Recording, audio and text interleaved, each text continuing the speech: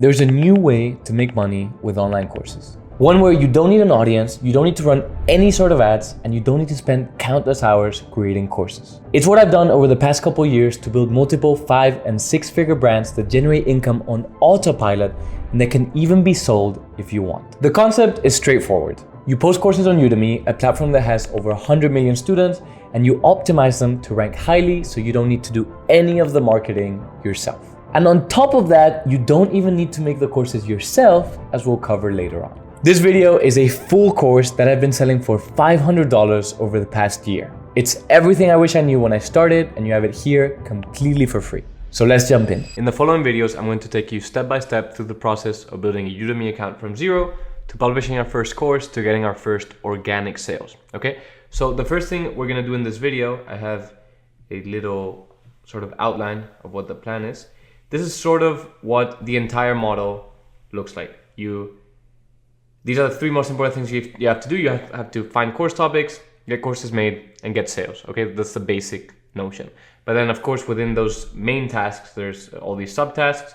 And then your goal, sort of, your rough goal should be to do all of this around 6 times in the next 3 months, and that you'll probably be in a pretty good place, okay? So the things we're gonna focus on in this video specifically are gonna be to pick an industry, create a logo, decide a brand name, and basically start our Udemy account right now. Okay, so the first thing we need to do is I'm gonna go into our guide and I'm gonna go into the section of the industries, okay? Because you'll see that I already picked 4 industries, and there's a reason why I did this, okay? So the 4 industries are graphic design, film and photography, programming and development, social media, and marketing, okay? So basically the reason I did this is because it's very easy to find people to create topics, courses on this. There's a lot of people that have this expertise on Upwork, which is the site that we're gonna use. There's a lot of course topics within these industries, and for none of them do you need any, good video quality. Maybe for film and photography, you probably do, but for all the other ones, you probably don't even need a camera. The instructor doesn't even need to be on camera teaching the course. It can all be sort of screen recording, okay? So we're gonna pick one of these, and the one I'm gonna pick for this one is gonna be social media and marketing. Okay, so that's the first step. The first step is to pick an industry. We picked it, and this for you shouldn't take any time at all. You probably don't have any preference unless you happen to have an expertise on one of the topics that is already listed here. Then you probably don't really care whether it is, any of these 4. You could maybe come up with another one if you want that fits within the parameters that I said, but really just pick one and go. These are not the steps that you should be spending time on, okay? So the next stuff is gonna be to decide our brand name, create our logo, blah, blah, blah. So I'm just gonna go in ChatGPT and I'm gonna say, I'm starting an account, a Udemy account that teaches marketing courses. Give me 10, let's go 20 ideas for brand names.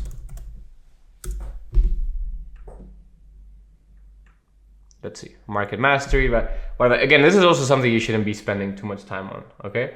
So I kind of like these ones that go with like the same letter, the little alliteration. So it could just be either conversion crew or leads lab. I'm gonna go with leads lab, okay? So that's gonna be our thing. And I'm gonna make a logo for it now. I'm just gonna ask ChatGPT to make it for me. Let's go with leads lab. Make a logo now. It's really this simple, okay? Like in the future, you can always change this. If your brand grows and you want to rebrand, whatever, you can do it quite simply. You're not stuck with this forever. So just go ahead and get it going. Like I don't really like this. So I'm just gonna go ahead and I'm gonna do some iterations until there's something that I somewhat like. Okay, I don't have to be in love with it, but something that I don't despise. This I think looks super corny. Okay, so I just went ahead and I gave it feedback on what I thought. It gave me this logo. I'm just gonna stay with this logo. I like it. It's not amazing, but it has, the marketing vibe, and it has, this little sort of science element of lab. And I'm just gonna stick with that for now, okay? Okay, so the next thing I did is I made an email or a Gmail for this account. So, this is gonna be connected to your Udemy account, and you're gonna get stuff here about your payments and whatever. It's just good to make a new Gmail that is fresh and it's just for this, you know? And then eventually when you set up your payment method, you probably want to go with PayPal or something else that requires an email. It's just good to have one specific for this. So now we can go into Udemy and we can make our Udemy account. So I'm just gonna go ahead and put my full name, Lead Labs, and then I'm gonna put Lead Labs Udemy, gmail.com, and I'm gonna put whatever as password. and I'm just gonna sign up, and that's gonna be my Udemy account. Great, so now that I have my Udemy account, all I have to do is I have to go here and teach on Udemy, and I go here and I click get started. Okay, so here, I don't know if any of this matters, probably not, but just in case, I always try to fill it out saying that I have the most experience possible so that they're not scared or surprised when I suddenly have a lot of starting sales. You know, they're not sus about it. It probably doesn't matter, but just in case. What kind of teaching have you done before? Let's say online. How much of a video pro are you? I have videos ready to upload. I have a sizable following. Again, just stuff so that they're not like, huh, where are all these sales coming from? But yeah, so now we're course creators on Udemy. Okay, you can go here and you can create your course and you can put all your stuff. Okay, so now we have our Udemy account. So now we have to go to our profile to edit our profile, and we're gonna add the logo, we're gonna add a headline, and we're gonna add the biography. Okay, so I went ahead and I filled everything in. I put the name, I put the headline, I added a little biography, which again I made with ChatGPT. It gave me a biography and I edited a little bit. This is really not important, especially at the beginning. Like almost no one is ever gonna see this. Eventually, if you want to add social media, you can. Then I added the profile picture, and basically, if someone went to our public profile right now, this is what they would see. They would see Lead Labs, grow your bit, blah blah blah, little logo, and this little biography. Beautiful. In just a few minutes, suddenly we have basically a brand, at least, you know, outward facing. Now we have to build all the stuff behind, which will be the courses. But you see, it just takes a few minutes. And again, this is not the stuff that you should be spending a lot of time in. But yeah, that's basically this video, this lesson. It's just to get your Udemy account started so you don't have to worry about this. You see, you really don't have to overthink it. And now in the next lesson, we're going to talk about how to actually find course topics that have the highest chances of getting you a lot of sales. And then, you know, we'll talk about how to get people to teach them and everything else that's involved in this process. If you're finding any of this helpful, please leave a like, comment, and subscribe. The channel is brand new, so any of that helps a lot. And if you really want to figure this out, you can book a free call with me in the description. In the previous lesson, we started our Udemy account. Now that's all built. So we can go ahead and check these, make them green, like this, beautiful. Now we're gonna go ahead and find course topics, okay? And then we're gonna go through all the other process. What I'm gonna do is actually probably what you should do too. I'm gonna go straight into our list and I'm gonna go to all these courses that I've already looked for under social media and marketing, okay? And I'm gonna look for stuff that looks sort of interesting from what I remember. You probably wanna go maybe with what you have the more knowledge on, or really doesn't really matter. I think I remember this one being pretty good. And I think this one might be good. Yeah. And I'm just gonna go here. And since now we are instructors on Udemy, we can go into tools and we can go into this beautiful thing that has made me a lot of money and hopefully will make you a lot of money too, which is Marketplace Insights. Here it sort of gives you a tutorial on how it works, but of course we're gonna ignore it because I'm gonna tell you what to actually look for. So I'm just gonna, literally what I'm gonna do is I'm gonna plug whatever course I wanna look for the insights. I'm gonna take it from the list and I'm gonna plug it into the search engine and look at the results. So the first one I wanna start with is account-based marketing. Account-based marketing right here. So we're gonna look for those numbers. So if you didn't see the presentation, I'll tell you here everything you need to look for. So first thing that we need to look for is this: student demand high, number of courses low. Beautiful. Top monthly revenue, of course, sometimes it's gonna be higher, sometimes it's gonna be lower. We're starting with courses that where we have a competitive advantage and a high likelihood of successfully infiltrating the course, the topic and the niche. So if you start with a niche where the top monthly revenue is $5,000, chances are that that there's so many courses, your course is never going to be found by anyone, and you're probably going to make $0. Maybe you'll get the odd sale here and there and make like $4. Okay, so $200 a month or $100 a month is a lot more than $4 a month. Okay. And remember, what we're building at the beginning, besides the money, which is nice, is also the long-term asset of students. Okay, remember, we're building an audience, which then we can use to market our future courses to and get the snowball growing. Okay, so usually I'm going to recommend 85th percentile plus is ideal. 80th percentile, you could consider it if everything else looks good. 77th, I don't know. We're gonna look at the other numbers, at the other stuff to see what it tells us. Okay, so there's only 9 courses listed in this niche, and from what I'm seeing, the main keywords are ABM and account-based marketing. So what am I seeing here? What I'm seeing is people are searching for account-based marketing on Udemy, and they are only being exposed to 9 courses. So a good amount of people, right? Because we know that it's the 77th percentile. A good amount of people are searching for account-based marketing on Udemy, and they're only being shown 9 courses that are in that topic. Then another thing I just saw is that the longest course or the best-selling courses are not very long.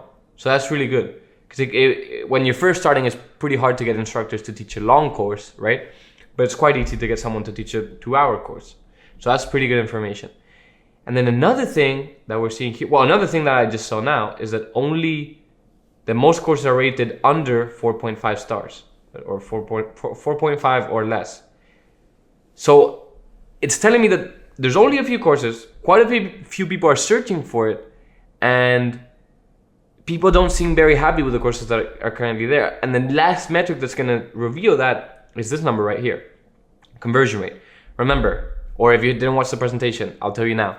Conversion rate is one of the most important things. Conversion rate tells Udemy whether to show your course or not, okay? So conversion rate is how many people who click on your course actually buy it, all right? So the higher your conversion rate, the higher it indicates to Udemy that they should be exposing it and pushing it out to as many people as possible. Imagine you have 100% conversion rate. Udemy is literally going to show you to every student, because every student who sees your course buys it, right? So think of that. So usually I'm going to say go for courses that are 5% or lower. This is 2.1%. This is really bad. 1 out of 50 people who see the course buy it. So the only thing that I don't like is the 77th percentile number. But the fact that these courses seem to be trash and people don't like them, and the marketing is probably not very good, because conversion rate is not necessarily an indication of how good the course is. Conversion rate, although it can be, right? Because a course can have a very high conversion rate, but then a lot of people refund the course, and then that means that it's not very good. And obviously the conversion rate goes down. So this is really an indication that their marketing, their thumbnail, their titles, really the promo video and the copywriting are probably not good, which I'm very confident that I can make better. And it's also and then the reviews are an indication that the courses themselves are not that great. Okay, so basically I'm going really in depth with this one, and I'll slowly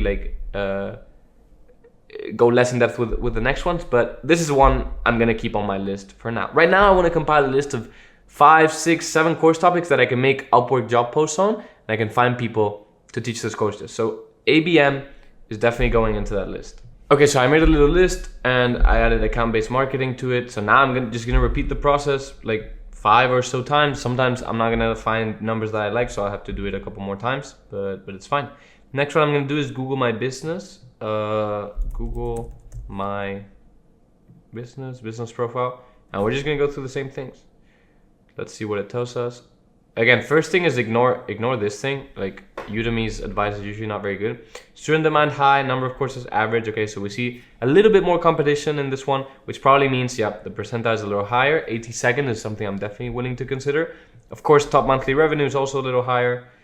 Keywords are looking good. Everything is Google My Business. So everyone who's finding these courses are coming from Google My Business, which is good. Okay, it's not that this shows basically that there's no other topic that is secretly taking away all the sales. Okay, like if I find an example, I'll explain it in more detail. Whoa, conversion rate is super low.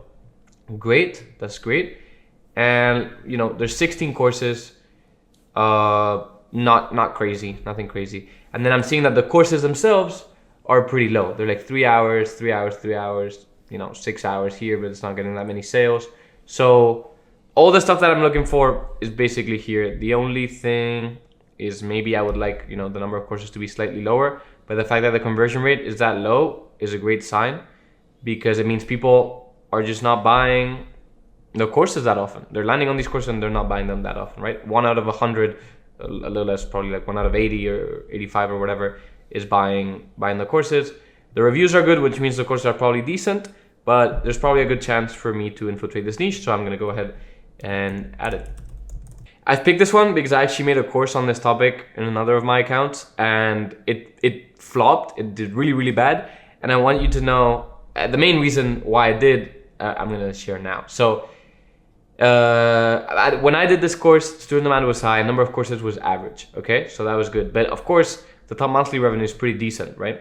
So I was pretty drawn to it. 96 percentile, whatever, blah blah blah blah blah. Conversion rate, nothing crazy. Not that many courses, everything's looking good, right? But then when you come here, you see that all of the keywords are actually SEO. So at the time, I wasn't really doing this keyword. I wasn't as aware of this notion of like, make sure the keywords are actually looking for the course that you're making, that the very course topic. And in this one, no one's searching keyword research. Everyone's searching SEO. So really, all this traffic, all this percentile, really is probably going or influenced in some way by SEO. And if we go to SEO, we'll see student demand is high, sure, but number of courses is super high. The top monthly revenue is super high. All of this is indicating that this niche is super saturated, okay? And of course, all the keywords are SEO, and there is 233 courses, right? So when I made my course, I wasn't competing with 26 courses. I was competing with those 26 plus these 233. Right? So that's why it's so important to make sure that the keywords actually show the course topic that you're looking for, okay? So people are actually searching that course topic and they're not secretly searching another thing that could screw you up, okay? So again, I wasn't competing with these 26 guys. I was competing with them plus all these guys, because what people were coming to those courses were actually searching was not keyword research, but SEO. And of course, when they search SEO, they don't only see these courses, they see all of these courses as well. Okay, so this is a good example of a pretty deceptive course topic, right? At a first glance, you might think, okay, I can probably make good money here. If you know a little bit more, you'll see, no, you won't. You probably won't.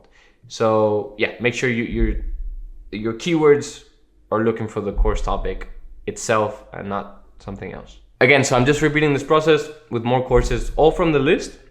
It is very possible that while you're doing this process, you scroll here and you'll see, whatever this is. I haven't really checked, but then you might find something interesting by going through these like recommended topics. It is very possible, but right now I'm really just going off of the list, so there's nothing I'm doing that you wouldn't be able to do. But the next one I found is WhatsApp marketing. The top monthly revenue is pretty crap, don't get me wrong, but the conversion rate is so extremely low. Right? Percentile is also, it's okay. It's 80th percentile. The keywords are good. People are actually searching for this, but people are not finding courses that they like. And actually, look at this. Most of the traffic is, or like half of the traffic at least, is coming from Udemy search. Okay? And outside sources also usually means search. So people search, instead of going on Udemy and searching WhatsApp marketing, they go on Google and they search Udemy WhatsApp marketing, or WhatsApp marketing Udemy, or WhatsApp marketing course. So a lot of the traffic is coming from people searching this, but almost no one is buying the courses, which means these courses are probably crap. At the very least, their marketing is crap, okay? And the course itself are probably crap too, because the reviews don't seem to be that good. So, if I was trying to find a course topic for an account of mine nowadays, I probably wouldn't go with this, but if I'm just starting this new account, it's probably something very easy to find someone to teach. And we can probably make a course that has higher conversion rate than all these courses. There's a good chance of us making a bestseller.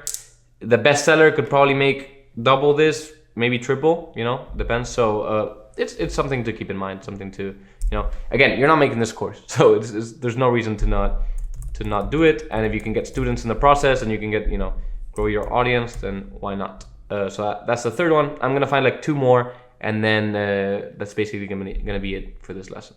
Okay, so Pinterest marketing, again, student demand is high, number of courses a little higher than we would have hoped. Top monthly revenue is 200. So, you know, it's interesting. 82nd percentile. And a lot of people are actually searching Pinterest, right? There's Pinterest marketing, Pinterest affiliate marketing. And another interesting thing is there's a lot of affiliate marketing talk here. So what you could do is you could make a course here. If you have success, and let's say you get like 500 students in the next few months, then you have 500 students that you can market to either an affiliate marketing course, which would be probably a little ambitious. Like I think I have it here. Yeah, affiliate marketing, you know, competition is pretty high. There's like 172 courses. But what you could do is you could make a ClickBank course where the competition is quite low. There's only 24 courses. And affiliate marketing is one of the main things people want to learn with ClickBank. So the audience for Pinterest marketing and ClickBank are really synergic. So if you make a course on one, you can get a lot of students to the other, right? Either with the email marketing or with the messages or with the bonuses that we're going to talk about. You can get one student from one to the other, making your chances of getting a bestseller on one of them much higher, right? Because you can use the students from the other. So I'm actually going to add both of these to the course list because they're so synergic. All right, so this is basically our course list that we compiled today. Again, this shouldn't take too much time.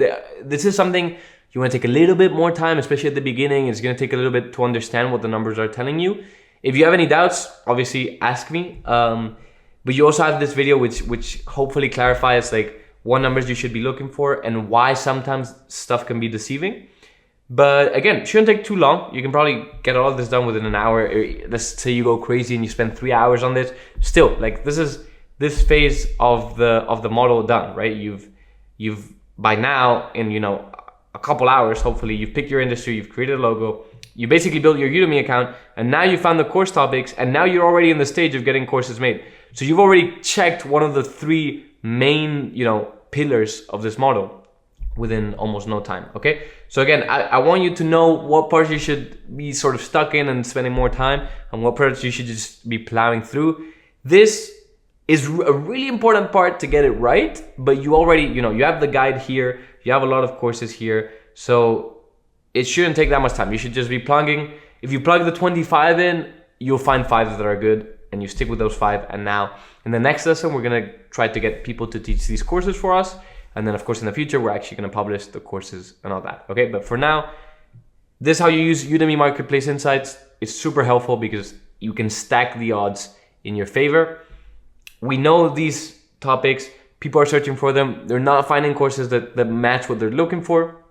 So this is great. We now make them or have other people make them for us and have a pretty high chance of finding success on Udemy with these topics. Enough rambling, let's get into actually finding people to make the courses for us. In the following lessons, I'm going to cover how to find people on Upwork to make the courses for you. But I want you to keep in mind that this is only one way to create courses. It's good because you can have multiple people at once creating courses and thus increase volume and speed and output. Now, there are some downsides that you're going to see with this model specifically for creating courses. So you might want to create either some or all of the courses yourself. I cover how to do this in the fastest way possible in other videos in the channel, like how to do this with AI and how to do it extremely fast, but just keep that in mind. By the way, if you're getting any value out of this, please leave a like, subscribe, and comment. I know you hear this all the time, but I just started this channel, so it really, really helps. Also, if you want more clarity or guidance on any of this, you can book a free call with me in the description. So by now, we have our Udemy account, we have our list of courses that we want to create. We hopefully haven't taken too long.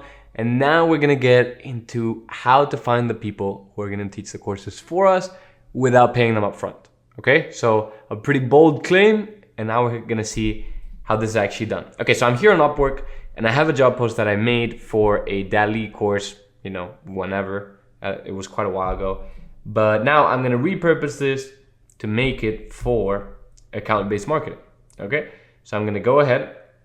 Account-based marketing was one of the course topics that we found in the previous lesson, right? So I'm just gonna go ahead, I'm gonna say record account-based marketing, ABM, course for online academy. And now, so that's the title. You can basically copy it. And now let's go through the description, which maybe there's some stuff that you want to change. So I'm an expert, and notice that I'm not going to be using social proof for any of this, right? I'm not going to talk about my other accounts. I'm not going to give names. I'm not going to say how many students I have, none of that, right? So just to show that you can do it too. I'm an expert at creating online course brands. You can say that because you're watching this, you're speaking with me, you have the guide, you're an expert, much more than they are. Currently, I'm working on a brand that specializes in teaching students graphic design and related topics. Now, we're going to get into marketing and related topics. I'm looking for someone to create a DALI course. In this case, it's going to be an account-based marketing course. The idea is for you to create the content while I handle the marketing. We would split the profits and you would be paid your royalties through Upwork each month. Okay, so in most situations, I'm personally not going to pay the royalties through Upwork. I'm going to pay them up front, a small contract, smaller than what we're actually doing, and I'm going to pay them mostly through Udemy. The reason for this is that Upwork's fees are pretty big and there's not a system. If there was a system to pay them royalties automatically, like I could just have that set some way linked or something, I would do it. But it's just such a hassle to do you can't. There's a point where you have so many courses, so many instructors, it's just really hard to do that. Udemy does it all automatically. So technically this is against Upwork's rules. I understand that, but it's just so much more convenient and your instructor is going to make more money. So what I do is I make a small contract, like $5, $10. And once the contract is made, you can move the conversation off of Upwork and then I pay them automatically through Udemy. Okay, so keep in mind this is against Upwork's policies. If you bring it up on a call with them, the calls you will do through Upwork, like Upwork has a feature to do a Zoom call through Upwork. If you bring it up, you're gonna wanna be subtle about it, and some people will have friction with it for sure. But I just think it's more convenient. If you want, at the beginning, you can pay them the royalties through Upwork and you'll have no problems. So for scope, medium, 1 to 3 months, intermediate level, contract to hire opportunity. The theme here is that we're saying stuff that is true and enticing to the instructors. Okay, so let's look at everything. Like we've said that we're open to doing a hybrid deal or paying them up front. We're relatively open to that. So it's not, hey, this is gonna be a royalties deal, there's gonna be a profit share agreement no matter what. No, that's not the case. So they're open, everything is enticing, like, okay, I'll get on this call, we'll have a conversation, we'll see how it goes, right? That's sort of the vibe I want them to come in with. Like, okay, like I'm open to hearing what he has to say. And then ideally, I'll convince them that this makes sense for the both of us. Again, everything comes back to it has to be a win-win, right? So I'm not gonna say, yeah, there's a profit share, you just work and I pay you nothing. No, it's gonna be like, okay, look, these are the numbers. This is, what I know about Udemy. This is the money you could be making in whatever time. It's probably gonna end up being significantly more than you would make if I paid you upfront, right? So that's the idea for that. Then, I'm open to paying you through Upwork and I'm open to a contract to hire opportunity. And in my case, I am, you probably should be too, because there's eventually, could be a point where this instructor is bringing you a lot of profit and this partnership is just very fruitful. So you want to keep that, take that to the next level, which would be either an employee or, sort of a more formal partnership. Either way, we don't have to get into that, but the point is that having this is enticing to instructors on Upwork, right? They like the idea of a job that can be recurring. So budget and 1 to 3 months is just like, it's just medium, it usually should take 2 weeks to 1 month, but I'll just put this. So again, it's the idea that they're going to be working with us for quite a while, which is enticing. Then budget $10 to $25. I put this because I don't want people that have huge budgets and huge expectations about how much I'm going to pay them, because those people are probably going to have more friction to the idea of doing a profit share agreement, right? They're going to expect whatever price they usually charge, and that's that. Someone who charges $250 an hour is probably not going to be that open to a profit share agreement, right? They just want their fixed price, and that's fine. Again, you want to be in sync with these people. You want to find people that are in a position where it's win for them, win for you, right? So people who are starting out on Upwork, your main target is going to be people who are starting out on Upwork. They have a skill set, but they want to grow their Upwork presence, right? So you can help them by getting them gigs, because that's social proof. You can help them by getting them reviews, because that's social proof. And you can help them by getting them, helping them build the Udemy account and their income stream from there. Because these people that are trying to grow on Upwork want to grow their income stream, want to grow their financial stability to some extent. So you can help them with that through Udemy, right? So you can help them on the Upwork front, and you can help them on the broader financial goal, which is they can start making money on Udemy and they can eventually grow an account there because they're going to be getting a lot of students through you, ideally. Okay, so that's basically everything for the job post. And now I'm just going to post this job. Congratulations, your post is now live. Okay, so that's how easy it is to get a job post out. And now the next part is going to be this. I'm going to invite, you have 30 invites left. So I can invite 30 freelancers to my job post, and I'm going to do exactly that. I'm going to be looking for people who have a relatively, again, this is exactly not the type of person we would want to be looking for, right? We want to look for people who have, maybe $5 an hour, but he's earned $4 million. He probably doesn't want to negotiate new stuff. Again, we're looking for people who are starting out. This could be someone who we want to invite. And I'm sort of just going to do this. You should probably do it for the 30 invites. I think, probably 10 or 15 will be enough. So I'm going to invite this guy. And a lot of people are probably going to be non-native speakers for your first courses. And that is completely fine. I've had students try to tell me that, but they're not native speakers, or their accent is very strong, whatever. It doesn't matter. Like, if you go on Udemy, you will find courses that are making over $10,000 a month from, non-native speakers, people with strong accents, however you want to phrase it. It really doesn't matter. Like, so long as you do everything that we're going to talk about, you do it right, you will get sales, or you will have a high chance of getting sales, right? So again, there's so many courses on Udemy that are making so much money, and they're taught by people who have strong accents. So it's just not a problem. So again, you just do this, keep inviting people to apply to your job post. Probably just within this conversation and within the process of doing this, I'm going to get some people applying, and I'm just going to keep doing this. And you can do this for your 30 invites, and you probably get plenty of people that you can then from there go on calls or just text with them and get, because all you need is one instructor, right? So from all these invites and all these applications, you can definitely get people who will be able to teach the course and who will agree to the profit share. So that's what you do once you have the course topics. You make a job post, you fill everything we said in a way that's enticing for people to apply, and then you send out a bunch of invites. Some people will apply from your invite, some people will just find the job post and they'll apply. And then in the next lesson, we'll talk about how, when you have all your applications, what to say, what to do to get on the calls. And then we'll talk about, we'll look at a bunch of calls. I'll give you a bunch of examples, and then we will keep going with the process. It's exciting, and still we haven't really invested that much time. I've done all of this within like an hour and a half, something like that. So really, you could be doing it, let's say, in 3 hours, maybe even 5 hours if we're being conservative. It doesn't take a lot of time, and we're already, gonna have people applying to our job post, and hopefully today or tomorrow we'll be getting on calls and we'll get our first instructor. So we're back, and I've let that job post sit on Upwork for a couple of days, which is not ideal if you're concerned that you're not going to be getting enough applications, right? So remember, when you're first starting out, if you want to get more people as quick as possible, you have like 5 job posts that Upwork lets you post every day. So you want to be doing that every single day. So I've just posted 1 because I'm quite confident that we'll find someone in here. But if you're not that confident, you have up to 5 a day or so, maybe it's 4, I'm not completely sure, but you have a bunch a day, so you want to keep doing them every single day, okay? So let's go through the applications that we got on Upwork. So this is our job post for ABM. We got 7 proposals, and we have people from all over the world that I've actually read through these applications already, and they're pretty qualified, as we're gonna see in a second. So we've got people from UK, Pakistan, UK, Ethiopia, Spain, India, Nigeria, all over the world.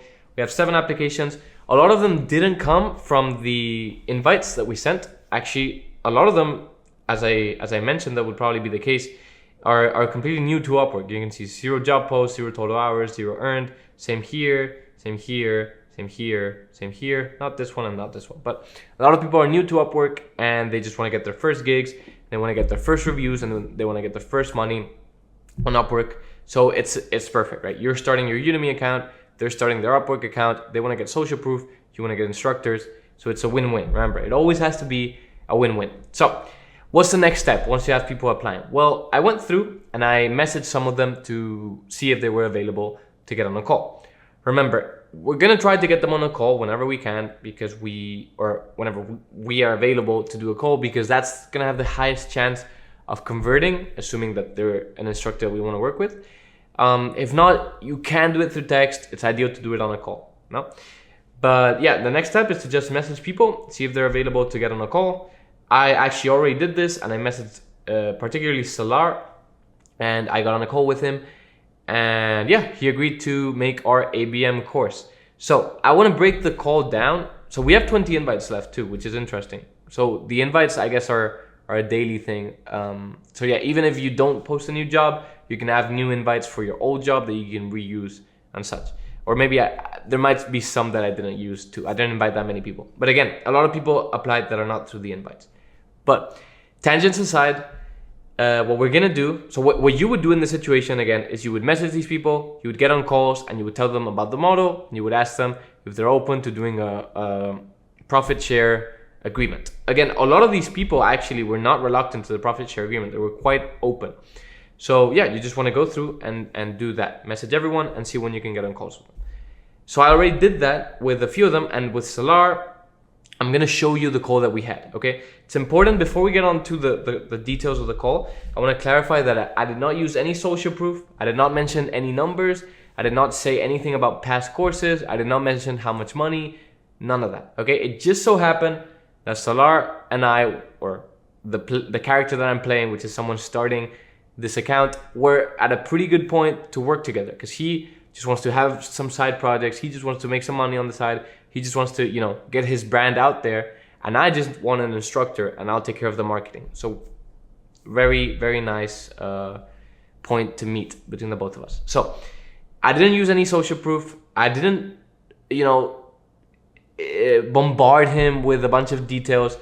And you're going to see all of that in a second. Okay. It was actually just, this was a pretty smooth call. Not all your calls are going to be this smooth, and there's going to be some objections. But we're going to cover more of that in the future. I'm actually going to share a bunch of codes with you in the course, as you might have already seen. And we'll break down some of them, and this is going to be one of them. So this is our friend Salar, and we're going to go through just a bit of small talk. I'll just let you watch some, and I'll pause at some moments, and we'll cover, some basic sales stuff. This is basically a sales stuff, even though, sort of a negotiation, whatever you want to call it, but it's really a sales thing, because you're selling them on something. You're not paying them up front, so you're selling them on something. So let's go through all the stuff. Whereabouts? Spain. Oh, cool. Nice. Very beautiful. Yeah, I love it.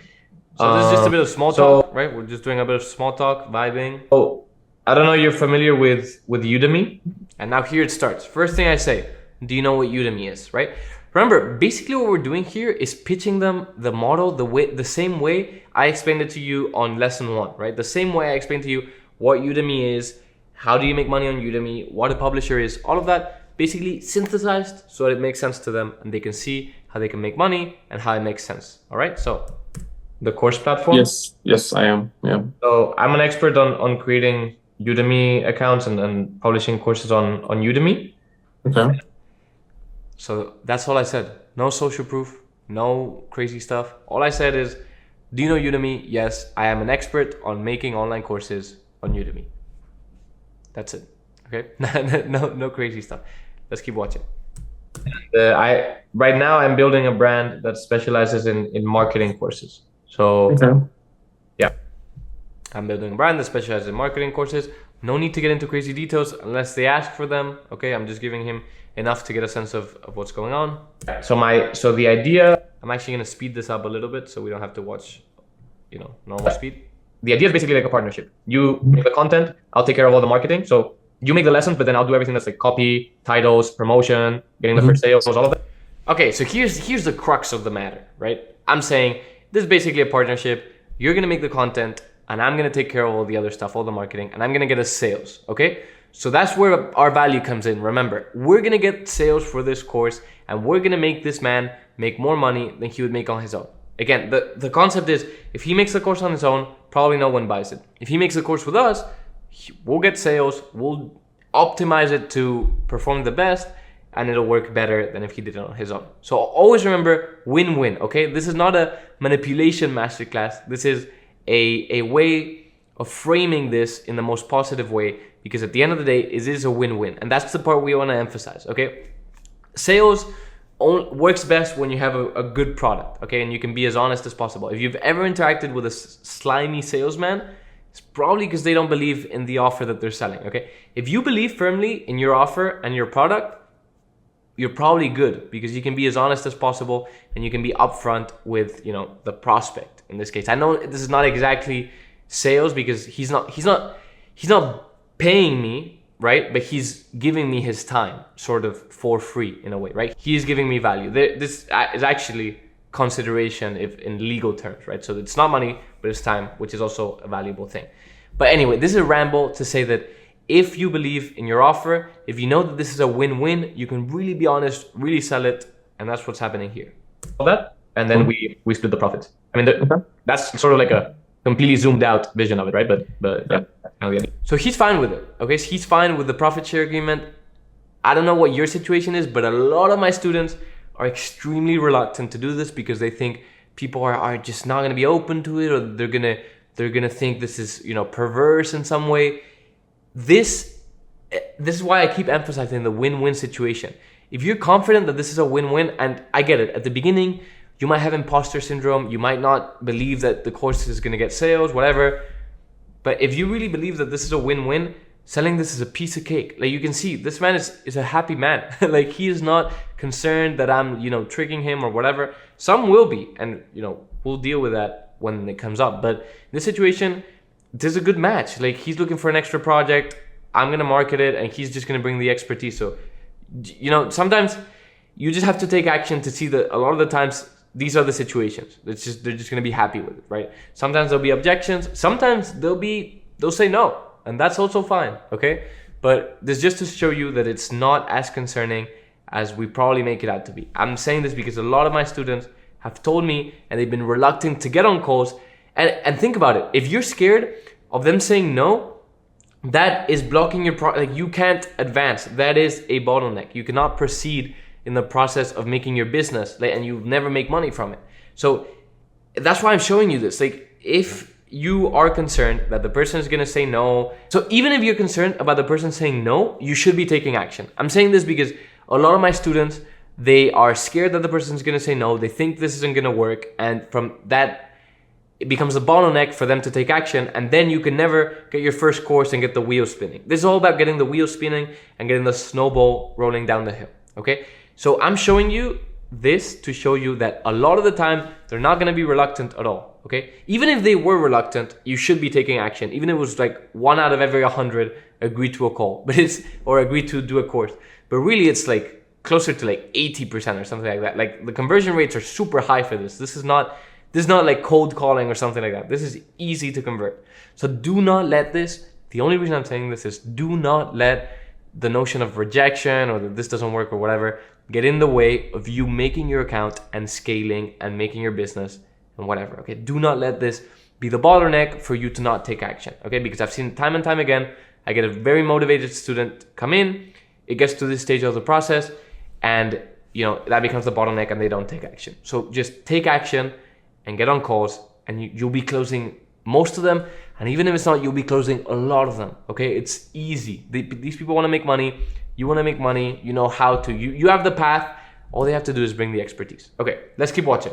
Yeah. And you know, it doesn't have to be a very long course. Like it can be like 1 hour or two, like I can take you to the numbers, but this niche is not particularly competitive. So what it means is there's a pretty high demand, like a pretty decent demand, but the supply is quite low. And the courses that are there are not that good, and they're not that long also. So if we make an I know, I've subscribed to Udemy courses. They're very So again, here I'm just explaining how the faceless Udemy brand, the model of the faceless Udemy brand works, okay? So I'm saying, look, I've seen the numbers, because we've seen them together. I've seen the numbers. Demand is high, supply is low, the courses are short. That's all he needs to know, okay? And sometimes it's not all he needs to know, and he'll ask more questions and we can go through the numbers. But a lot of the time you don't need, you know, this is like a maxim in sales. It's like sell the benefits, not the properties, okay? So I'm saying here we have a high chance of getting sales. Instead of saying there's an 87th percentile search and there's only 4 courses in the niche, that would be selling the properties, right? But instead I'm selling the benefits. We have a high chance of getting sales. If this person wanted to know the properties, I would share the properties. If not, no need. Sell the benefits, okay? Again, it's not exactly sales, but it's all the same concepts apply. All right, let's keep watching. They're very like high level. They don't really get deep into things. And I've kind of also encountered issues like that even on university level when I did my degree in marketing. It's very fluffy and They don't really tell you what you need to know to either land stakeholders you have to manage, and there's many. No, I personally don't even know what ABM is, if I'm being completely honest. Like, I know about marketing, but ABM, I can watch the course when it's done because I know that. Okay, this is kind of important. So these calls should get to the point and don't let them, sort of branch out into random things. You can chat with your instructor, that's fine, but don't tunnel vision with something and go down a rabbit hole. So what happened here? He basically agreed and he said, yeah, I recognize that there's a gap in the market because I've consumed Udemy courses and they're crap, right? Or in this niche or whatever. So he's saying, I recognize this gap in the market that we've identified. So that's good. He's just buying into, our value proposition. Now, what happens next? He wants to take, I admit that I don't know anything about ABM, which again is completely fine. Again, the main reason I emphasize the win-win is because then that lets you be as honest as possible. I'm being as honest as possible. I don't know anything about ABM. I know a lot about marketing, but I don't know what ABM is. Okay, so he proposes to explain what it is. Instead, I say, hey, I can watch the course. Let's focus on the conversation about the deal, and then we can talk about other stuff if we want. Okay, so that's why this call is so short. All right, that's something that for people, maybe it can generate friction or something, but no, I think it's interesting. So I'm saying, are you fine with the profit share agreement? It's something that can generate friction for some people. Again, I'm being super honest and upfront. I'm not saying like, wow, everyone's super excited about doing profit share agreements, because I know that's not true. Some people, there's friction for them. That's fine. We can own that. We can say it. It's fine. And he says, no, I don't have friction. I'm happy with this. I'm all up for trying things. So I've just signed up with Upwork recently because I work in a software company. I do like SaaS mobile company products so and projects. Here we just do a little bit more small talk. Down for money right now. I just want to do stuff. Come to mind from what you just said, but so he's saying, I just want to get stuff going. I just want to do projects. I'm not necessarily concerned with, how much money I'm going to get. And here's what I say. First, you're starting on Upwork. So this can be, if we make a course together, I'm more than happy to give you 5-star reviews and get your social proof going. And also the fact that on Udemy, if the course does well, then you'll have all the students yourself. So if you want to make other marketing courses either with me or on your own, you'll be able to market your new courses to those current students, Again, something we've talked about quite a bit. So these are people that are new on Upwork. They want to get their first gigs. They want to get their first social proof. And I emphasize that. Like, I'll give you a 5-star review. You'll get your first gig. And then not only that, you'll be building an audience on Udemy because all the students that we get are going to be your own students that you can use in the future to make more courses on your own, with me, whatever you want. You can market to those students and promote your new courses, right? So we're helping him build an audience on Udemy as well. Again, sell the benefits, not the properties. Benefits, I help you grow your brand on Upwork. I help you grow an audience on Udemy. No? Yeah, we can do that. I've actually taught in one of my university. I'm making the delivery. Okay. I only recommend experience doesn't require the thing you're going in. So this is just some technical stuff.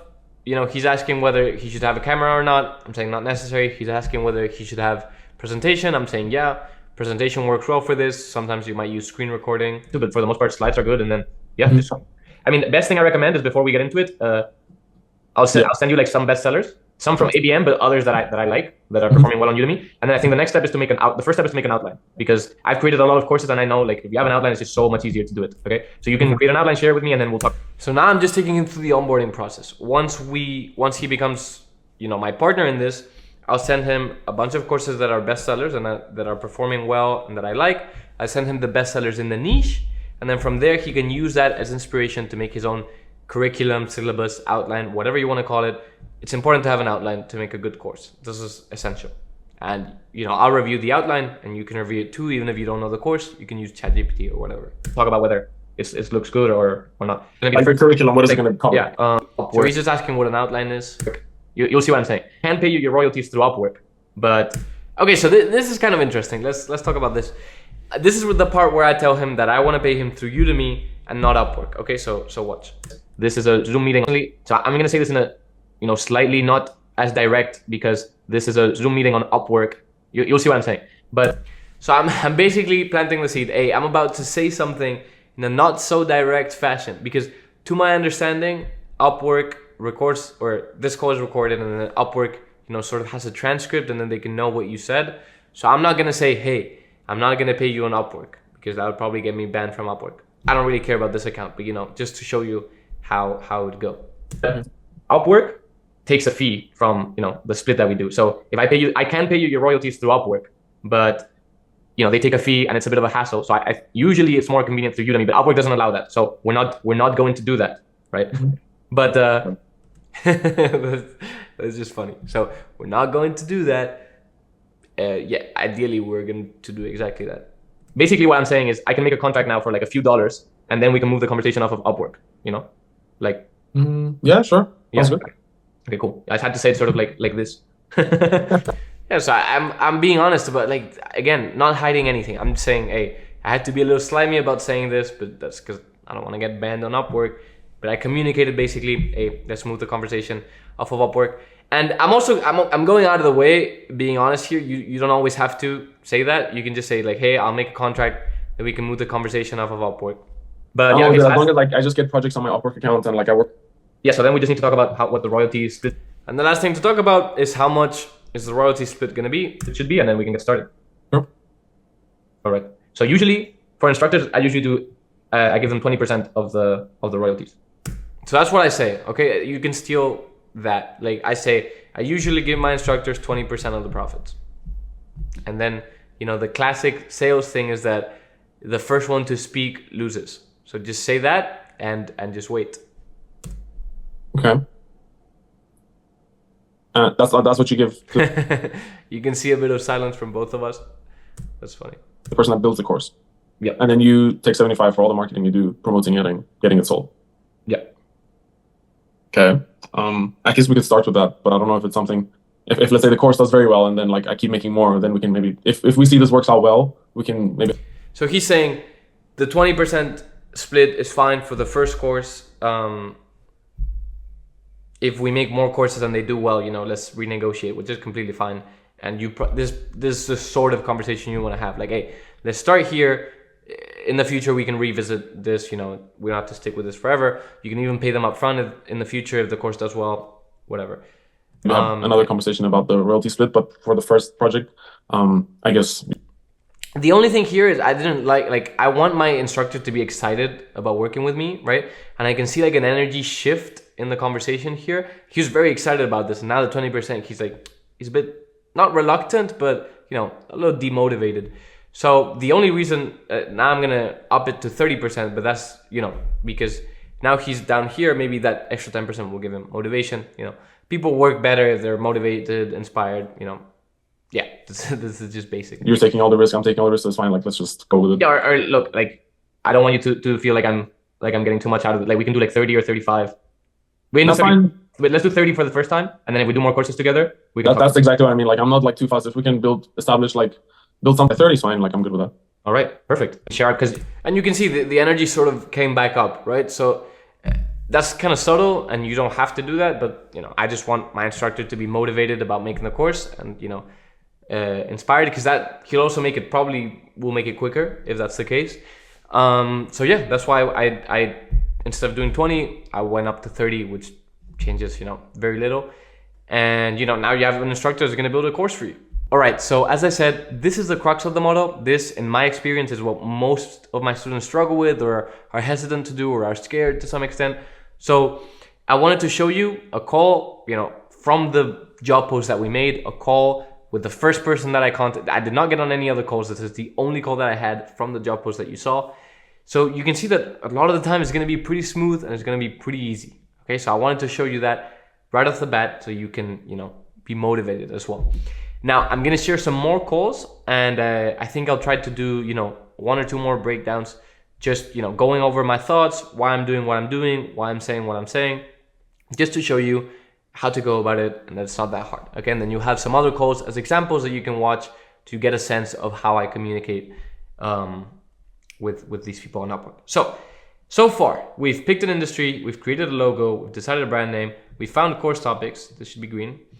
And now, in the process of getting courses made, we've attracted instructors, this is never gonna be fully green because you're gonna be doing this. This is an infinite process. The attracting instructors never ends, these three things, you do it once and it's done. Finding course topics, depending on how long your list is, you're probably going to be set for a while, but getting courses made and attracting instructors, it's an ongoing process. Pitch daily, this is what I recommend. I recommend that you got at least on one call a day when you're first starting. Like if you do that for 1 or 2 weeks, you'll be set for a while. Okay, so just, keep it up at least for a little bit. You can be skeptical about the model and whether the calls work after you've done like 20 of them, okay? If you've done 0, you're not allowed to be skeptical, okay? That's the rule. And then keep track. Okay, so in this case, I'm only going to be making one course for this example in the course.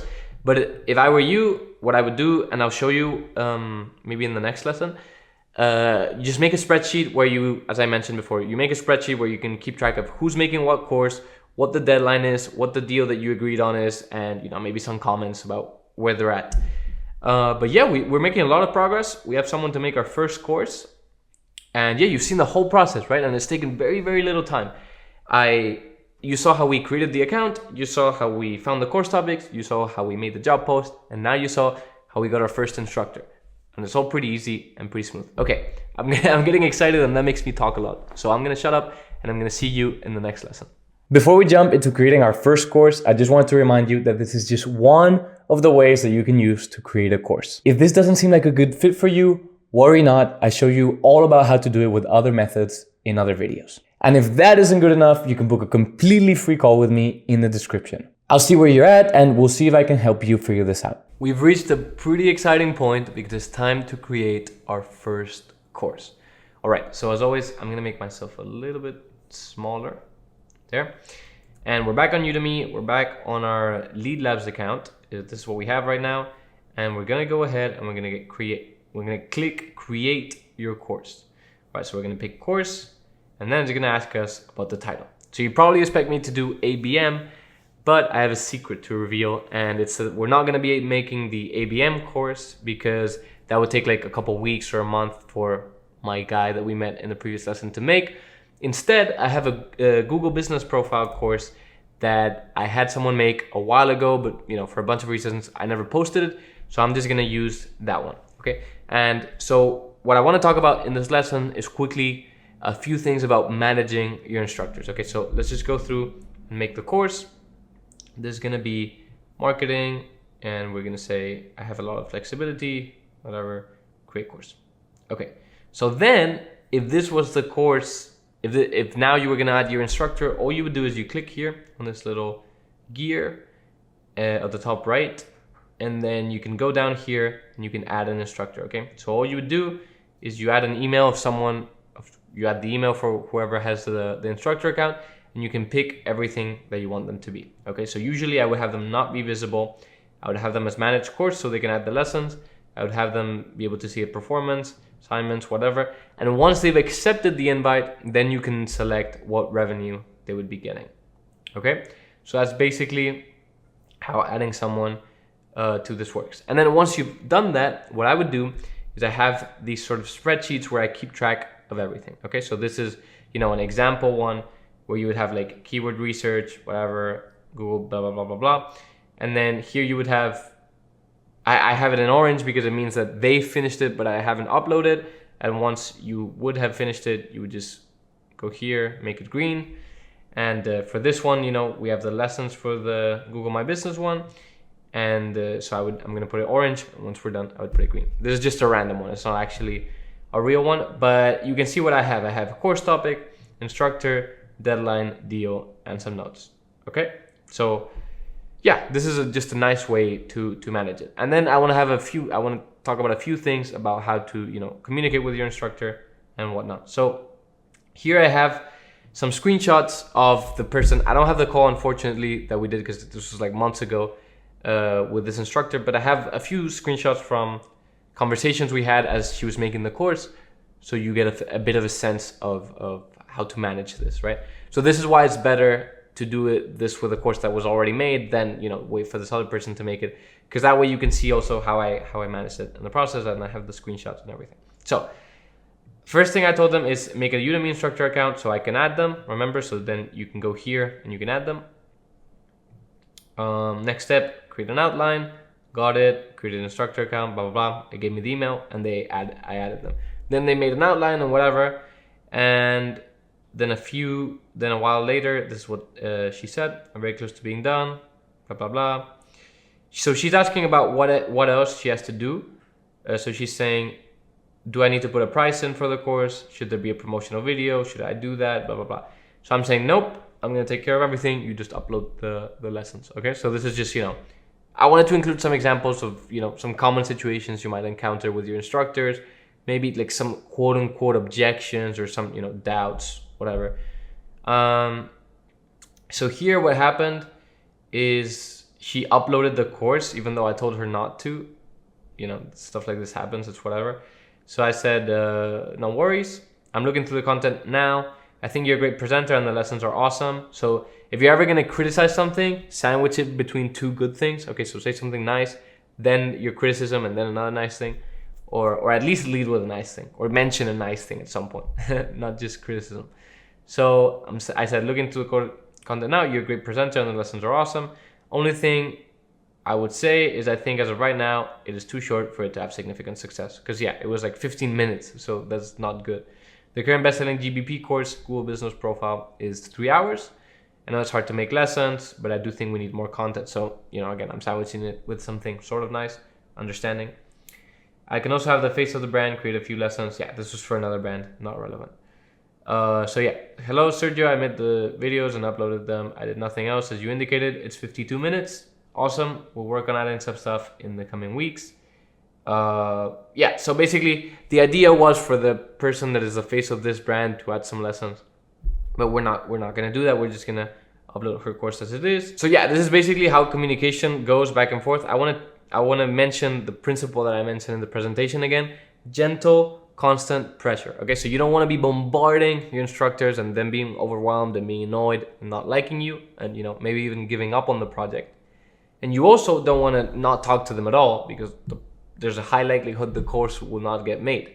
What you want to do is a point in between. You want to text them relatively often, and just make sure you're keeping up and you're maintaining this relationship, and just constantly pressuring them, but in a very light fashion. Okay, not being aggressive, not being mean, just saying, hey, are you keeping up with the course? How's it going? Where are you at? Remember, deadline is coming up. Just stuff like that. That's not too much pressure, but it's also not nothing. Okay, so this is just a short lesson of how to make the course, how to add an instructor to the course, how to have sort of some CRM sort of system where you can keep track of how the courses are doing, and then just a bit of an example of how I communicate with an instructor who's making the course.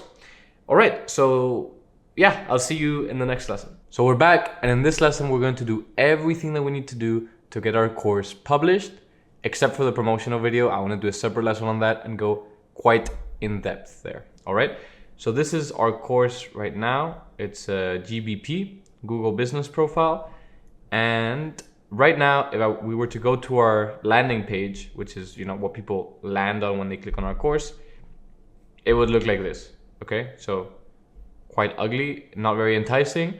And the goal of this lesson is to get it to look much closer to something like this. Okay, where you have your title, your subtitle, you have a little thumbnail, preview, descriptions, you have stuff, all of that. Okay, so this is where most of the work you have to do into a course takes place. Okay, it does not take long, but there's quite a few things to do. Okay, pricing as well. Okay, so let's get started. The first thing I'm going to do is I'm going to go in here and I'm going to go to curriculum, and I'm gonna send a screenshot of these lessons to ChatGPT. Now, in most situations, you're actually gonna have a person that describes what each lesson, gives a lesson title that describes what the lesson is, right? This instructor, and this is part of the reason I never published this course, but this instructor is not very helpful and just went ahead and put steps, whatever and whatever. Okay, so let's see how we navigate that. But in a normal situation, what I would do, so I would come here, I would take a screenshot of this, plop it in ChatGPT, go here, take a screenshot of this, and pop it into ChatGPT. Okay, and then I told ChatGPT what's going on, right? I'm making a Google Business Profile course. This is the curriculum. So the reason we do this is because first, ChatGPT is gonna help us make better lesson titles, and a lot of the time we're not going to know what the course is about, so we're not really going to be able to make better lesson titles. But in the process of doing that, ChatGPT is going to know all the content that is in our course, okay? That means that when we go to the description and stuff like that, we're going to be able to say, hey, use this as a model to make a better description. And since ChatGPT knows all the content, that'll be quite as easy, okay? So I think in this situation, what I'm going to do is I'm going to go into these 3 lessons and I'm going to take some screenshots of the presentation so ChatGPT knows what these steps are, because right now it's a little bit cryptic. So I'm going to do that off camera and then we'll get back. Okay, so I went through the lessons and I took screenshots of every step, and I did that for all of them. And then I asked ChatGPT to rename the lessons, give me more enticing titles. Okay, so it did this. It was a bit confused. It renamed the steps instead of the lessons. Then I said the curriculum, the first 2 things I sent you, rename the lessons and the sections. So the sections are these things here, right? That sort of capture all of the lessons. It did that. And it still kept the steps in it. I didn't like that. Then it got rid of them. And then I think it's better if each lesson title has a call to action, because it increases the chances of people. It does a few things. First, it increases the chances of people watching them, and also it feels more of a human title. If I'm telling you do this thing, it just has a better sense to it than all of this feels a bit AI. Your journey begins. Introduction to It's better if it says like claim your profile now, or like start your profile now. Maybe I'll go through and I'll edit some of them. But yeah, so I gave it an example. Give direct commands in each lesson, like master this guitar chord to play perfectly. Just an example of a lesson title that I kind of like. Yeah, so it gave me all the lesson titles. I went through, I added them here. And yeah, I changed some of the stuff.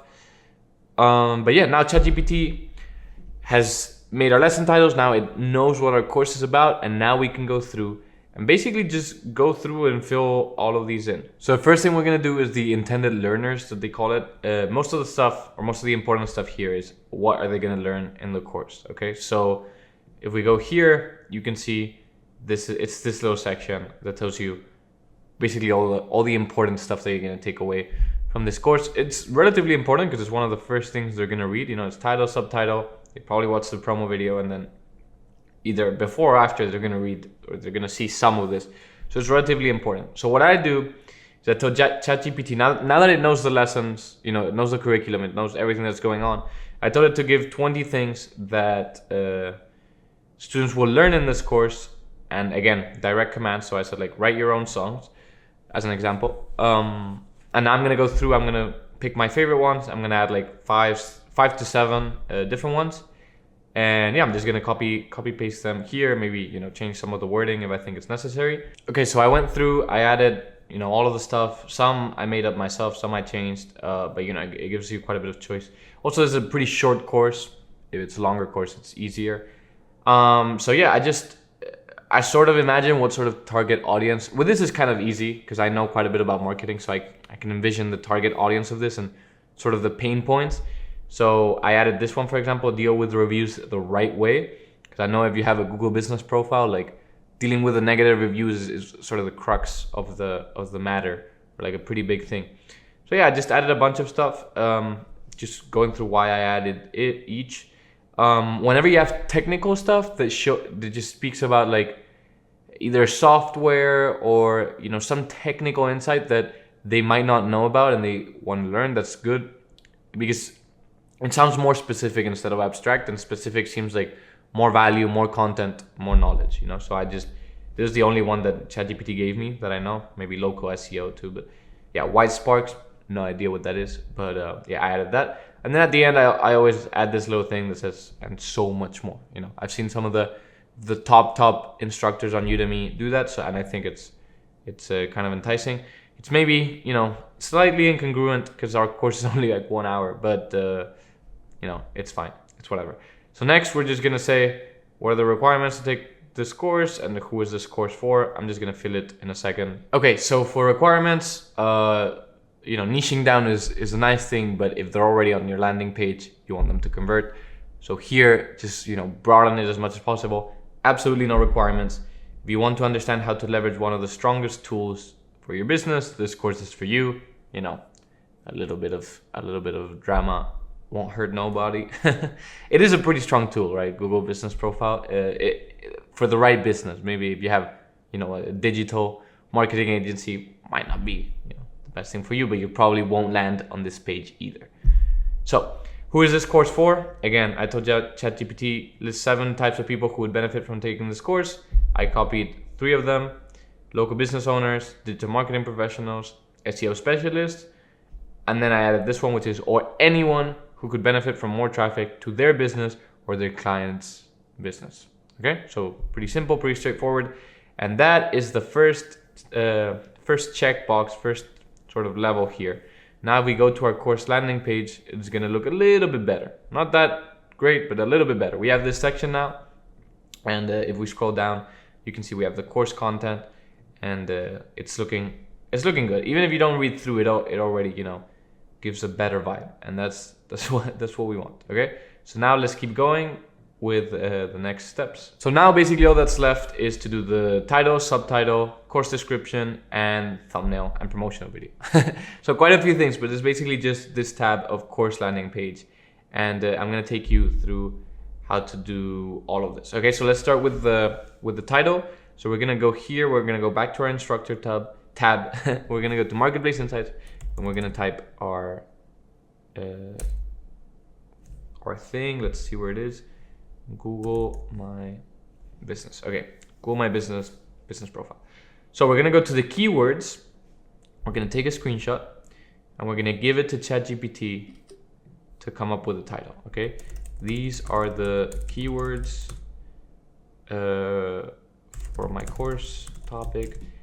Come up with a title, 60 characters, which includes keywords as many times as possible.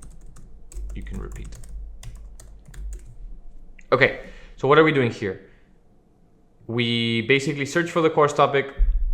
Here we went to the keywords, and now we just want to come up with a title that we can put here that includes the keywords as many times as possible. Why? Well, if you know anything about SEO, search engine optimization, you know that for a search to be deemed as, this is very high level, but for a search to be deemed as relevant, the more times it contains the keyword that the person searched for, the more relevant it's going to be deemed, right? So if I search for, let's see, what are the keywords?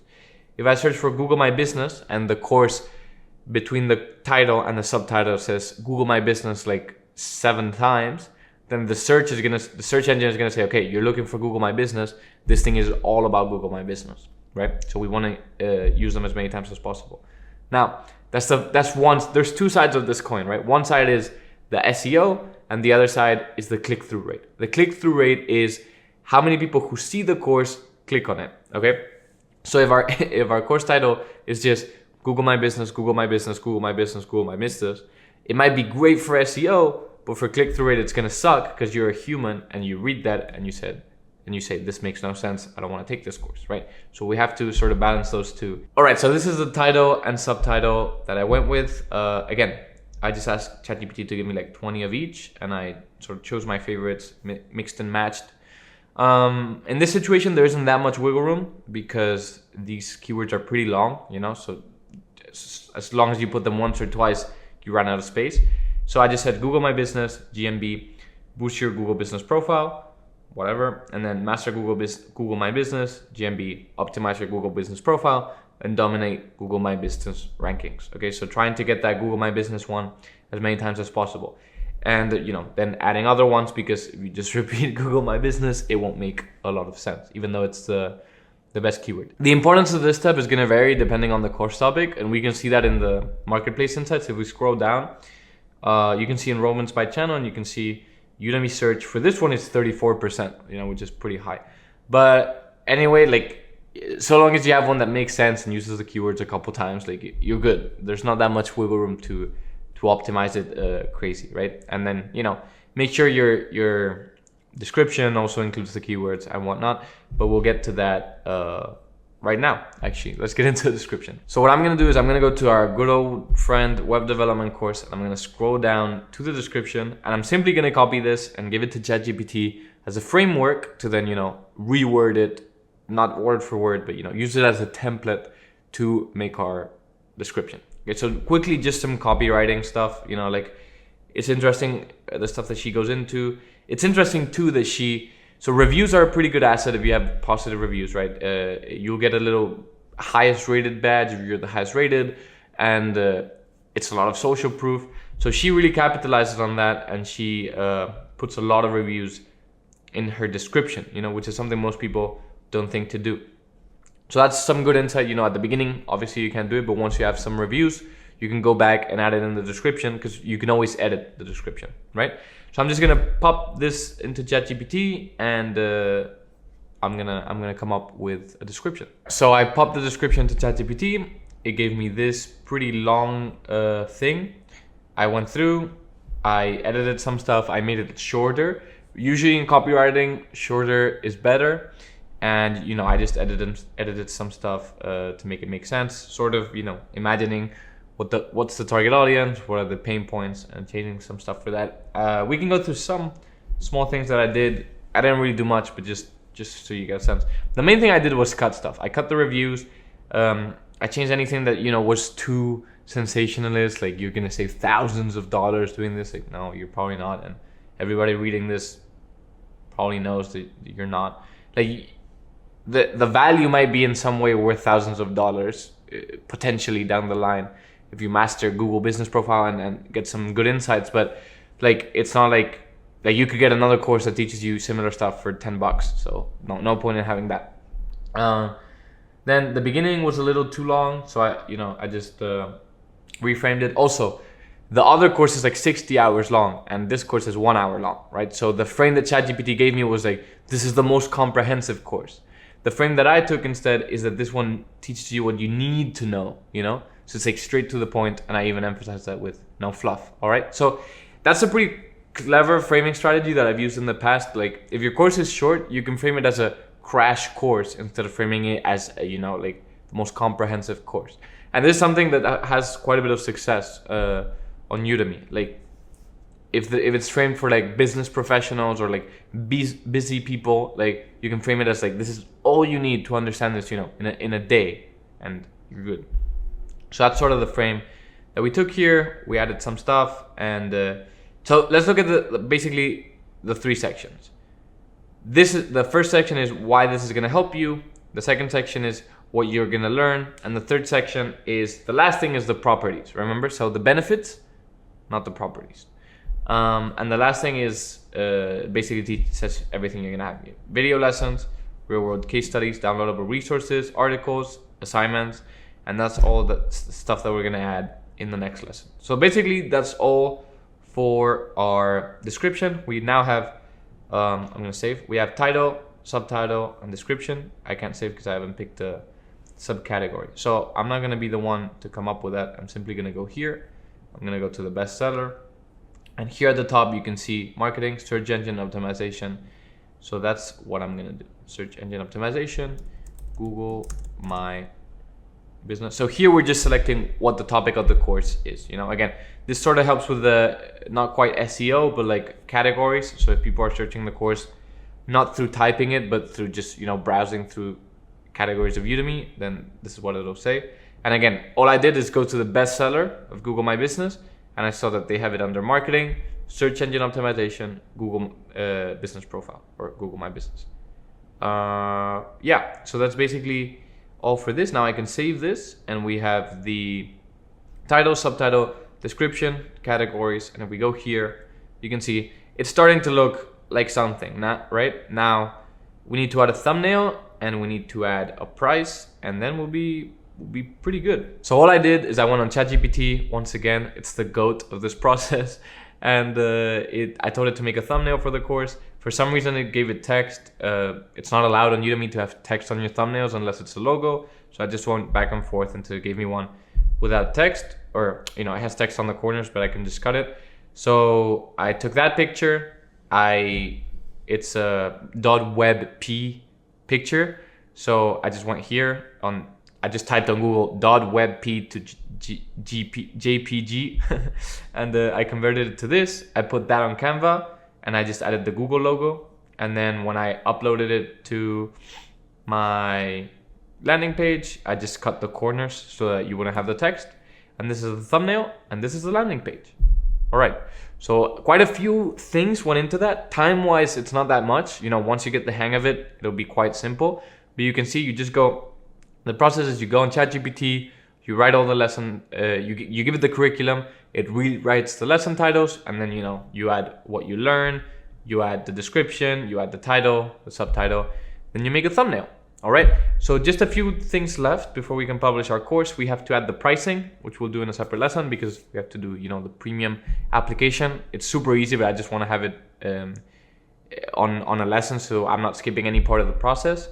And then we'll do the promotional video, which we'll go in depth into how to make a good video and whatnot, depending on where you're at in terms of editing and whether to edit one at all. But we'll talk about that in the next lessons. I'm kind of excited. The landing page is looking good. We have our topic there. We have our title. We have our subtitle.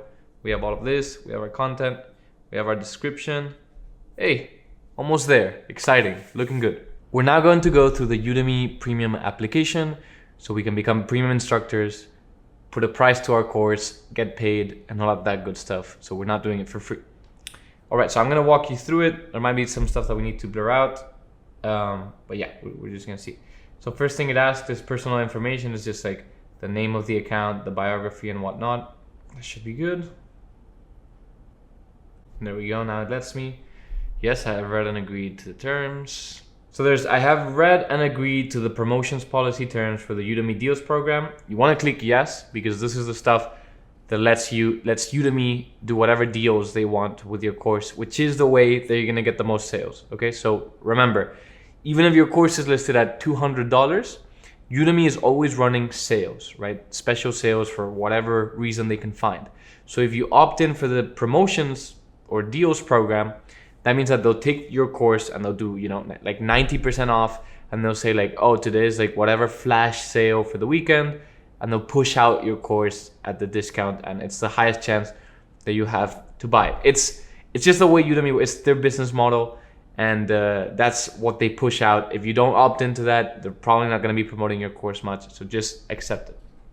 Then the next one is, I've read and agreed to the promotions policy terms. Yeah, this is the same, but for Udemy for Business, which is the other subscription, the subscription model they have, because they have the Udemy Marketplace where you just buy a course and now you own the course for a lifetime. But then they have a subscription model where you buy a subscription to Udemy, you get access to thousands of courses. But if you don't pay the subscription, then you can't access the course, So one, you own a course for a lifetime. The other one, you can watch as many courses as are on the program, so long as you have the subscription, okay? So yeah, we want to opt in on the off chance that one of your courses becomes part of the program, then that's good. Then you can choose your payout method below. There's you can add a bank account, you can add PayPal, you can add Payoneer. I'm gonna add PayPal for this one. So I added a PayPal account, and now I believe if I go back to the courses and I go in here and go to the pricing, I should be able to put the max pricing. Okay, so again, we're gonna wanna put the max price. This isn't really that deep, but we're gonna put it at the max price. Udemy is gonna discount it. The perceived value is gonna be higher or the perceived, value that they're getting is gonna be higher because the original price is much higher than what they're paying for, so they feel like they're getting 95% discount instead of, the normal price or 50% off or whatever it might be. So we just put it there. Again, nobody's gonna ever buy it at this price. But yeah, now I believe everything is done except for the course messages, which I'll do in a separate lesson, and the promotional video, which we'll do in the next lesson. I hope you're getting value out of this. This is a good time to remind you that for the past year, I've been selling this course for $500, and I've taken the quite risky decision of putting all of this out for free. So if you're getting any value out of this, please let me know by leaving a like, commenting, and subscribing. I know I've said this a couple times, but the channel is completely new, so it actually helps. Also, if you want my personal help to figure out Udemy and online course creation, book a free call with me in the description. Back to the good stuff. Ladies and gents, we only have one more thing to do, and that's the promotional video, one of the most important things. So we're gonna go in depth in this lesson about what makes a good promotional video, how to get yours, everything. Let me zoom out for a second. Remember, conversion rate is one of the most important things because it tells Udemy how much they should promote your course. Conversion rate, once again, is how many people who click on your course buy your course. right? So if that number is really high, it tells Udemy that the more students they show it to, the more sales you're gonna get at a very high ratio, okay? So they're gonna show it to more students. If that number is really low, almost everyone they show it to doesn't buy the course, they're not gonna show that course, okay? So this is similar to a YouTube video with like a high retention rate and a high click-through rate, right? YouTube's gonna show it because they show it to a lot of people click on the video, and a lot of people watch the video. So same thing here. Now, we're gonna talk about 3 levels of promotional videos, then we're gonna talk about a template that I have for you, and then we're gonna talk about how to make it, how to edit it, all of that. Let's get into it. So, the first level I wanna show you is this. Python 3 Bootcamp. This fully updated course is the most popular course on Udemy to help guide you from zero to hero in learning Python. With over 250,000 students growing Windows, Mac OS, or Linux. All right, so this is basically a presentation. Like, it's not actually a presentation, it's edited, but you could get the same effect, essentially, with just a slideshow. All right, so it's just basically a slideshow with voiceover. Okay, that's the first level of production. It's like nothing. You don't need anything. You don't even have to do it. Your instructor can do it for you, right? They can just make a slideshow for one. This is a bit long for my liking. Depends on how long the course is. This course is 22 hours, so it's fine to have a 4-minute promo video. In general, I would say like if your course is 1 hour long, make your promo video 1 minute. If your course is 2 hours, make it 2 minutes, and so on. You know, maybe not past 3 or 4 minutes. That should be the max, regardless of how long your course is. So there's the first level of production. It's just a slideshow. It's just a voiceover. You can do it. Your instructor can do it. You can do it with AI voiceover. This is super easy to do. Okay, so if this is the one you're gonna go with, you're gonna basically follow the same template I'm gonna give you for the promo script, but this is gonna be your level of production. Okay, and this is perfectly fine to start with. I am gonna show you how to do a slightly more edited one, which will flow slightly better and will hook people a little more, and there's a higher chance of them watching it. But like, intent of watching this is really high, right? Because people who are on Udemy are ready to pay money, and people who land on a course are curious as to whether they should buy it. So they want to be informed. So the retention rate of the video is going to be quite high. Like, they're going to watch through because they want to know whether this is a good course for them, right? But even though that's the case, we still want to, make it more engaging and make it more exciting for them to join. But at the beginning, you can start with this presentation. You can go, very basic. Just make sure you follow sort of the script that or the template that I'm going to give you, and hype people up about why they should be taking this course. Going back to what we've talked about, not selling the properties, selling the benefits, maybe what career potential they have, why this course, all of that, but we'll get into that in a second. So that's the first level. What's the second level? The second level is this. Welcome to the Beginning C++ Programming from Beginner to Beyond course. In this course, you'll learn to program in one of the most powerful programming languages in the world. My name is Tim Pachalka from the Learn Programming Academy, the publisher of this course. Million people have his courses in Metropolis. It has been using C and is... All right, so you can see what I'm getting to. There's a little bit more production.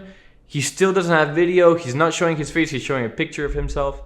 But there's text for every... don't get me wrong.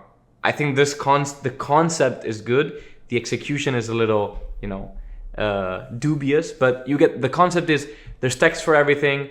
There's B-roll, there's a video in the background. There's sort of a filter on top of it, and it's more engaging to watch. The music is sort of a little more upbeat. Like it takes the other one up a notch. You can still add slides to this, or you can add visuals to this, but it's a little more engaging. You have the text, you're reading through. The voiceover is a little more active too. So, that's the next level sort of production. So you have the first one is basically just a slideshow. The second one is a very easy to edit video where you just add text to what you're saying, and you add some B-roll in the background and maybe some basic visuals. Like he has the instructor here, and eventually he has some like screen recordings, just very basic editing stuff. And I'm going to show you how to do this in a second. It's super easy. And then there's the next level, which is the third level of promo video. Welcome to MHS. Congratulations! MHS stands for Morgan Haroun Sachs, which is the world's #1 pretend finance company. Come with me. You will go through our Financial Analyst Training Program Bootcamp. Here you will learn a lot about finance and investing, with no theory.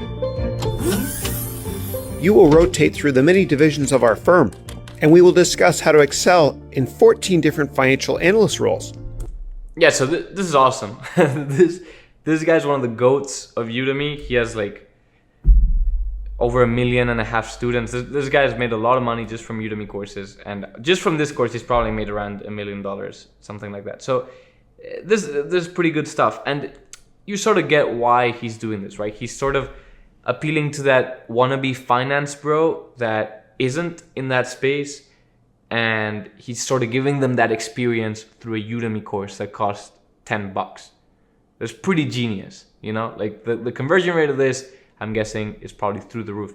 In fact, Udemy used to run this video as an ad, as a paid ad to get students to Udemy. So I don't know if you ever saw this video, this ad. I got it on my, I think it was YouTube a bunch of times.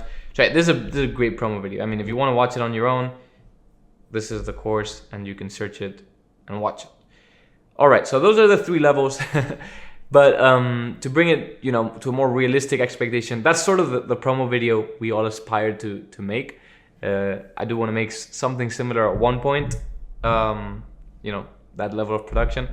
Not quite there with my promo videos, but anyway, the first level is just a slideshow. You can start with that. Don't be afraid to do that. If you have a little more time, or you have some editing skill, or you can get someone to edit it for you, it won't take very long.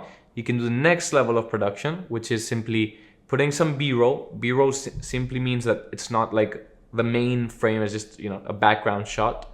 You put some B-roll, you put any color over it, decrease the opacity, and then put text over it so you can, you know, follow along. And the third level is really kind of what I'm doing here. It would be a piece to camera with high quality. If you're gonna do a piece to camera, it's better to do it high quality. If not, don't do it at all, okay? Because that's just simply gonna decrease the perceived value. So the third version would be piece to camera. That would be the A-roll. You can still hop on and off between the A-roll, B-roll, screen recordings, visuals, whatever, but you have a high quality main shot, and it's you talking to the camera. It can be in a studio, sort of like how I'm doing now, or it can be like the example we saw where there's, you know, there's a whole setting for the video. And he has other ones like that too that I recommend you watch.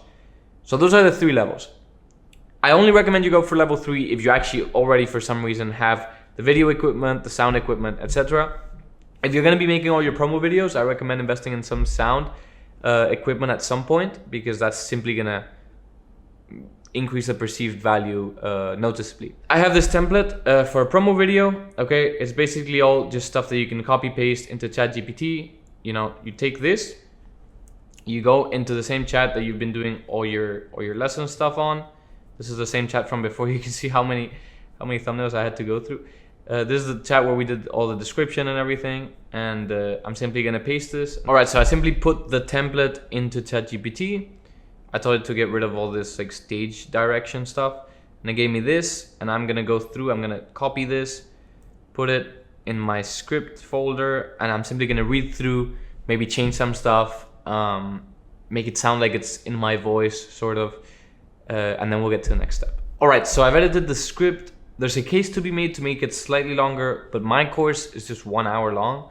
If I were to make it a little longer, just for reference, if you're following along, what I would add is I would add a little more about specifically what they're gonna learn, okay? In fact, I might go in and add just like a few bullet points, the same stuff that we had on the landing page, just mentioning some of those can come in handy. Also, something that's always good to add, especially on courses like this that are like marketing, is, you know, how much money the industry is. Like if it's, you know, like a programming skill, you can talk about how much developers who work on that skill are making it a year. You can talk about how much what the projection for that certain industry is for the coming years. If it's something like AI, you can talk about the trajectory it's had in the past years, you know, just mainly generating hype around this thing, framing it in the lens of an opportunity that they can tap into or they can miss out if they don't take your course, right? So basically, hype it up is this huge opportunity that they can take advantage of with your course or that they can miss out on. Okay, so it's sort of that idea. You don't want to make it too tacky, because then you go to the other extreme where like the online gurus, where they're like, you can just see right through it, right? Where it's just like, they'll literally say it like, this is the only way that you're going to make money, but just stuff that's just not true, right? So you always want to say stuff that's true, but you want to frame it in the right lens, okay? So you want to maybe, I could go in and add a statistic about how much money Google My Business generates for businesses, you know, something like that could be interesting. And then, you know, a list of 3 to 5 things that they're going to learn in the course. Okay, so the next step is to record this. If you don't have a microphone, what you're going to do is you're going to take your phone, you're going to go in a very isolated room. So even a closet if you have to, but a room that has like the lowest ceiling possible and the least space between the walls. And it sounds weird, but it's because of the sound. I'm actually right now in a space that has quite high ceiling and stuff. So the sound is not ideal. Okay, so I'm going to take this microphone and I'm going to go either in a closet or something. I'm going to take this microphone right here and I'm going to go in a closet or something and I'm going to record. I mean, I don't really have to. This room is optimized for sound, but you know, I'm just telling you what you should do. I'm going to take this microphone, go into a closet or something and record the promo. I'm just going to record everything in a row. I'm going to try to make it sound like I'm not reading it. Okay, so you want to make it sound like you're delivering it. And then I'll have the sound and I'll put it on an editing software. I'll show you. And then we'll do the second phase of the promo video. So not the slideshow and not the super well produced. We'll do the midpoint because that's something that most of you, even with no editing experience, will be able to do. Okay, so I'm gonna go record this and I'll be back. So I went ahead and I added the stuff that I mentioned. I added this fact that Google My Business attracts $1.6 trillion in annual consumer spending globally, which is probably pretty appealing if you're considering taking a course of this nature. And then I added, you know, some of the stuff that is taught in the course. So how to claim, just stuff that we've already included in the landing page. You know, we'll talk about how to claim and optimize your Google Business profile, how to deal with reviews the right way, again, that copy. We'll unveil how to leverage Whitespark's insights to optimize your local SEO and crush competitors. So again, we want to use emotional language, stuff that gets you excited, that hypes you up, whatever. So I recorded all of that, and that's here in iMovie. It's 4 minutes. The actual thing is probably going to be like 1 minute, because I repeated a lot of the stuff and I took a while. You know, you want to make sure you get your delivery as good as possible. So the next step now, I'll teach you how to do this in iMovie, but it works the same in almost any video editing software. What you do is here you can see where the audio starts. So where you can see where I'm speaking, right, and where I'm not. So you check. You basically want to cut off all the extra stuff. So your business to show up at the top from Google Maps. Okay, so I know there's a good take. And attract more customers. So I'm just gonna click here, click on the thing, split clip, and I can delete that. And then I keep doing that. When the clip's over, I split clip, and I split all the silence until the next one. So this should sound like it's all one continuous thing. Let's see. Let's hear it from here. Search results on Google and attract more customers than ever before. From Google Maps to local search, every business you see when you search for services near you is leveraging a powerful tool. Google My Business, also known as the Google. Yeah, so there's a little silence there. This is not the most thrilling part, the most thrilling way to spend your time, but you know, it's sort of necessary and it's good. Powerful tool. So I'm just gonna cut between here and here and put them together, and you just repeat this for the whole video. Okay, so now if you play this like this. Powerful tool. Google My Business, also known as the Google Business Profile. Okay, so you just sort of do that for the whole thing, and then you'll get, you know, your 1 minute video or however long it is. Okay, so then when you want to add the B-roll, what you do is this. You go to Pexels. I already downloaded a video because I wanted to show you, but you go to Pexels, You go to videos, this is all free and this is copyright free and everything, you can use it. And what I did is I typed business, it came up with these, and I went through some and I downloaded, you know, whichever one you think works nice for your video. Then you go on Canva and you go to the video editor and you put your video there, okay? And then what you can do is you can add a little square, you can select whichever color you want. I'm gonna go with something a little more gray, like this. And you click here on the opacity and you can turn it down. And now it sort of looks quite nice, right? You have the B-roll, but it's not catching your eye. Maybe you can do a little less, so a little more like this. And then you can add the text. You can either add the text on Canva or you can add it in your editing software. And this stuff for the B-roll, you can either do on Canva or you can do depending on the editing software. On iMovie, which is like, you know, video editing 101, you can't really do this sort of thing. It's a little harder. So I just did it on Canva, which takes 2 seconds. Okay, so then you would download this video, you would pop it right here, right? And then you would add the text, or you would add the text on Canva. Or if you're using Premiere Pro, it's gonna give you the captions automatically. Or another thing you can do is you can download this, do this for like, you know, the whole duration of your video.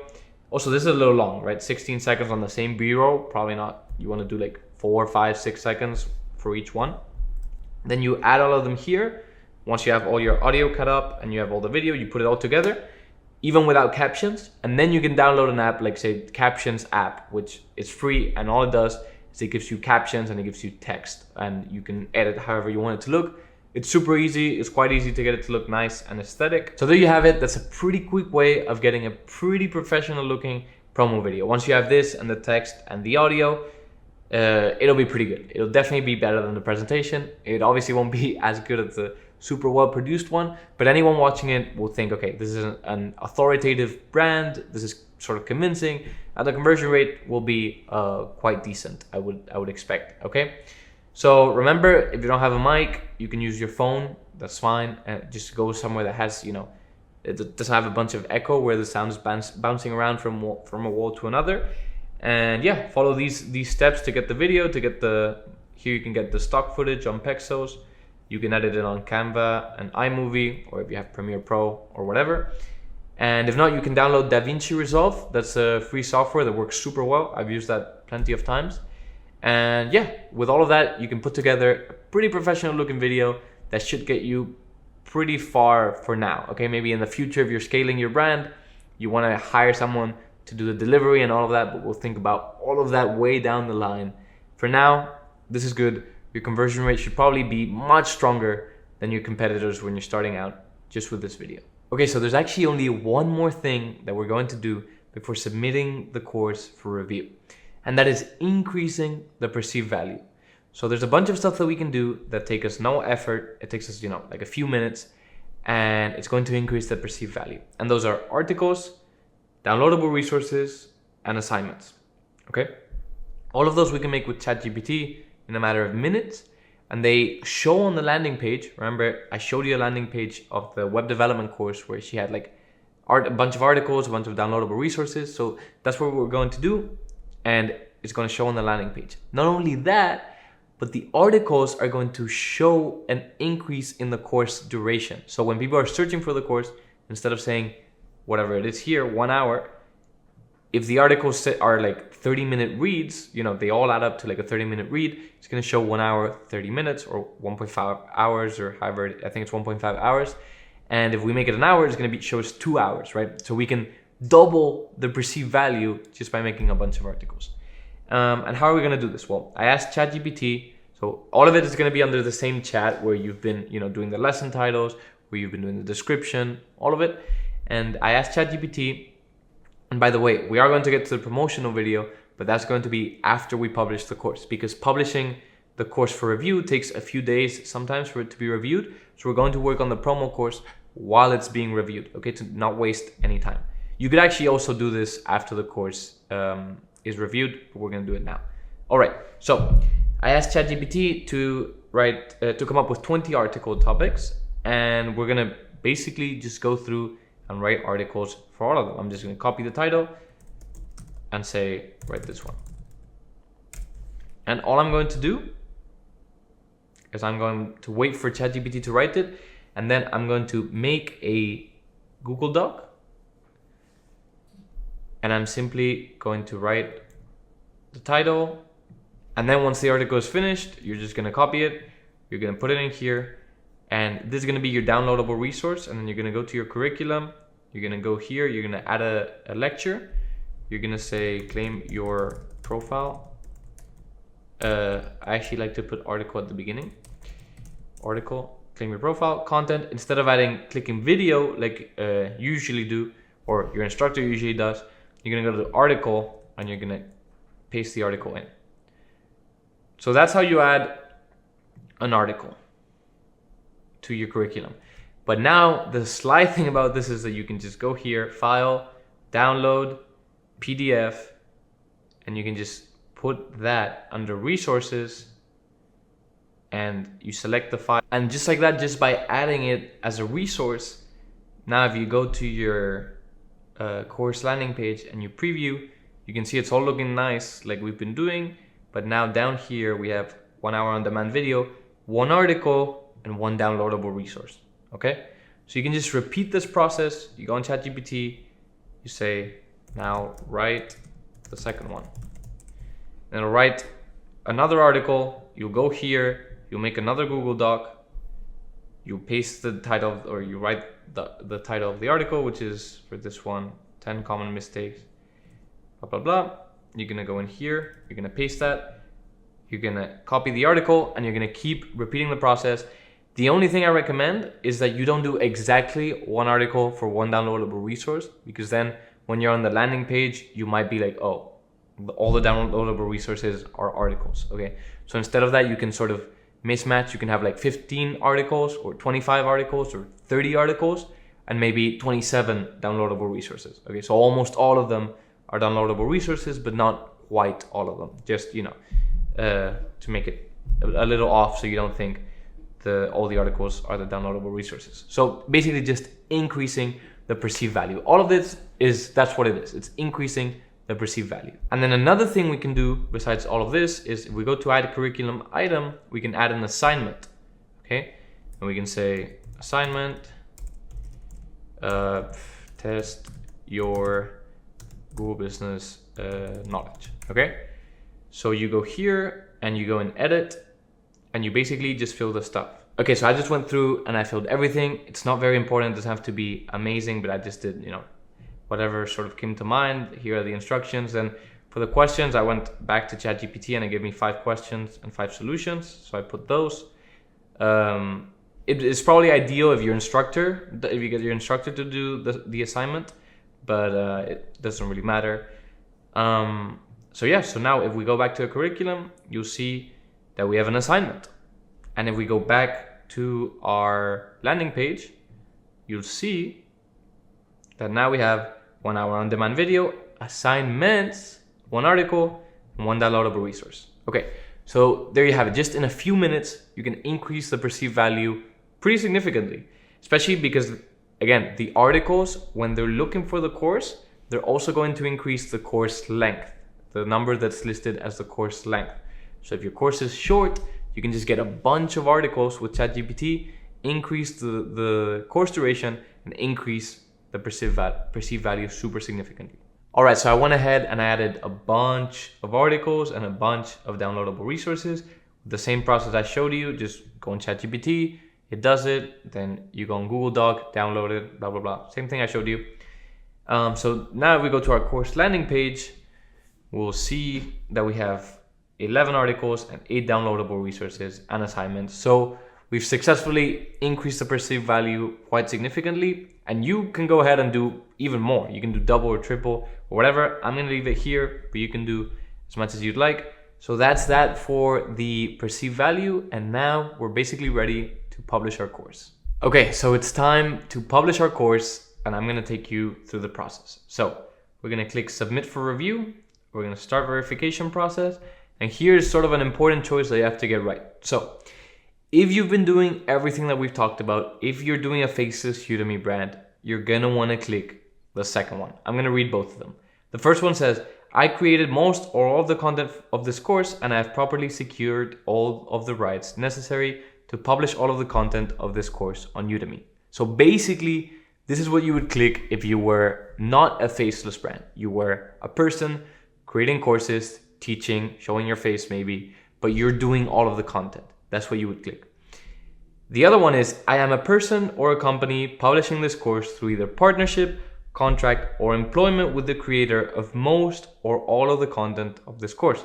And I have properly secured all of the rights necessary to publish all of the content of this course on Udemy. That's what you are. You're a publisher, okay? And this is important. I've tested this, and this one, it's less of a hassle, but there's a pretty high chance that you're gonna get banned, okay? Unless you actually created the course. And I'm saying that because, and that's a big issue, because if someone makes a course for you, I've had this where I start a new account, someone made a course for me, I go to publish it, I click this one, they end up banning the account for whatever reason, and well, because it's not congruent to them that there's like 2 people teaching the course, and you know, you say that you've created all of the content for whatever reason, they don't like that, they end up banning the account, and then that course, you can never use it on Udemy because it detects that it's already been banned from an account, so it doesn't like the idea of it being reused. Now, if you click the second one, at some point they're gonna make you sign an affidavit that you've and you either have to go on video reading the affidavit, or you just have to sign a written affidavit saying that that you actually have the rights to all of this. Basically, they just make sure that the liability is on you and not them. Okay, so the reason I'm making this lesson is mainly to tell you that you have to click this one, and you're going to get an email by Udemy saying, why are you making content that, or why are you publishing content that you didn't make? And they're gonna ask you that, and they're gonna say on the email, why are you doing that? And it's not that it's against Udemy policies, but then they're gonna say, if you don't sign this affidavit, we're gonna ban your account. So don't get scared when you see that, okay? That's fine, because you have the rights to this content. You have all of the conversation with your instructor. You can even get them to say, hey, can you please say that I have the right to this content on a text, or you can make them sign a contract if you're really concerned. There's all stuff I've done. You're fine, basically. But I'm making this lesson to tell you, you have to click the second one, and you're going to get an email saying, if you don't fill this affidavit, we're gonna ban you. But don't worry, you can actually fill the affidavit, and after that you should be verified, and there should be no problem with that. I've never had a problem with that. So yeah, I'm just making this lesson to let you know all of that. Okay, so you click there, and then you're gonna go to persona. Persona is basically a thing where you have to, you know, show your ID and upload a picture, whatever it might be. Yeah, it's basically just verifying your identity. Okay, so again, just making this lesson to tell you that you should select that you're a publisher. Udemy will act like they're very concerned, but all they want from you is to make sure that the liability is on you. But there is no liability, there is no issue, because you have the rights to the content. They just want to make sure people aren't like, you know, stealing content, posting it, and then Udemy gets sued for copyright infringement, right? That's all they want to make sure of. And they do that by you signing the affidavit that you're saying that it's all fine, because it is all fine, okay? And you have the rights to this content. So I'm just gonna continue to persona, verify, and we'll publish the course. Ladies and gents, we are almost there, okay? So we're gonna look at everything we've done and what is left for us to do. So we picked an industry and we got a course made. Okay, so, and of course we did all the subtasks within that. We created a logo, decided a brand name, found course topics, and then we attracted instructors. We pitched daily for 1 day because we're only making one course here, and we kept track until our course was made. So this is green. And now we're on to the last step, which is getting sales, and we've already done most of the stuff here. So we spruced up the course, meaning we added all the stuff that makes it look nice and makes the packaging nice, and we added all the stuff that increases the perceived value, like the assignments, articles, downloadable resources. All that is done. We made the promotional video which is right here. You can see. Do you want your business to show up at the top of local search results on Google and attract more customers than ever before? From Google Maps to local search, every business you see when you search for services near you is leveraging a powerful tool. Google is committed to bringing business to a comprehensive. So it's basically the stuff I taught you how to do in the promo video lesson. My editor added some nice things, which are nice to have, but not necessary by any means.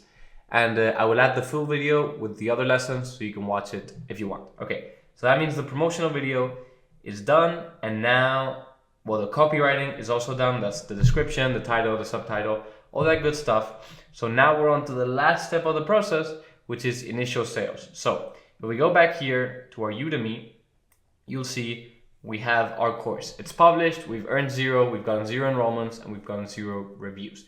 So as I told you, I filled out the application to become a premium instructor and all of that. And I got an email asking to sign an affidavit, and I just signed it, and now I'm good, and I'm a verified account. So I want to show you how the landing page looks like, just so you can see the progress we've made, and then we'll get into those first sales. Okay, so you can see we have a little new badge. It's created by Lead Labs, that's us. You can see the course.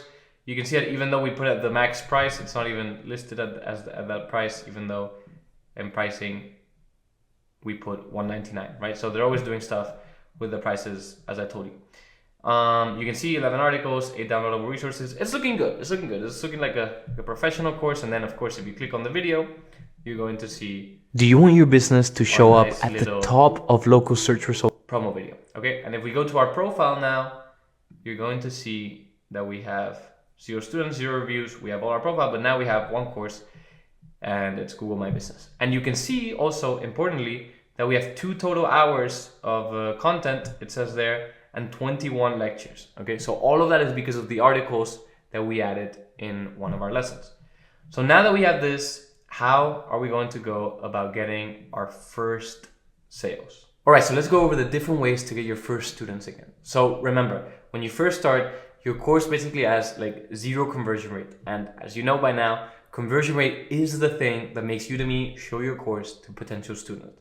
So 0 conversion rate is not good, and we want to increase that. So we want to get the first students, or otherwise our course is never going to be shown to anyone. And there's a few ways to do that, to increase conversion rate and also increase reviews, also known as social proof, in the process. So these are all our options. We can do first friends and family.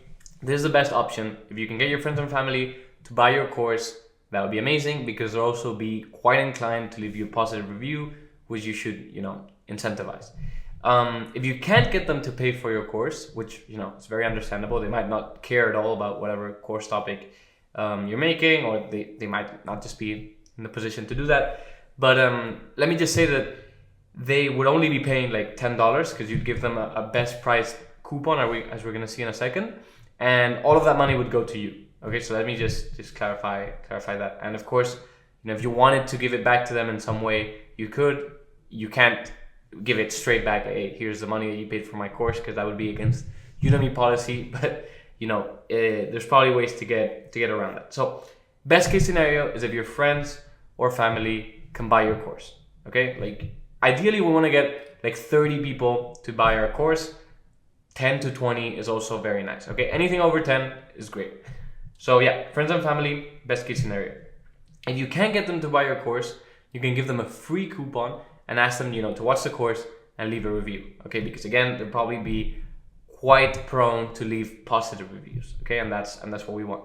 Because we want to, again, there's 2 things here. There's the conversion rate and there's the social proof. So conversion rate is what gets people to your course, and the social proof is what makes your course last. It's what gives your course its lifespan.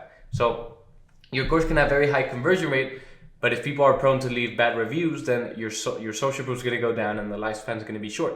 You'll have a short time where the conversion rate is pretty high, but as soon as it starts getting reviews, people will stop buying it because your course won't be ranked or won't be rated highly. Okay, so getting some good reviews is great at the beginning. It's also going to increase the conversion rate because you have social proof, people saying that they like the course, and more people that land on it will buy it. So again, first way is friends or family, and there's paid or free coupons. Okay, both are nice. Ideally paid is better. Then you have Facebook groups. Facebook groups, if you're doing a course that's very niche and you can find a Facebook group that's looking for more content on that niche, you can, a lot of the time, make a paid coupon and have success with it and have people buy it. Okay, that can be done. It's relatively rare, and nowadays Facebook is like swamped with just with marketing and with spam even. So you kind of have to be wary of that, and you have to navigate it with caution, but it can be done.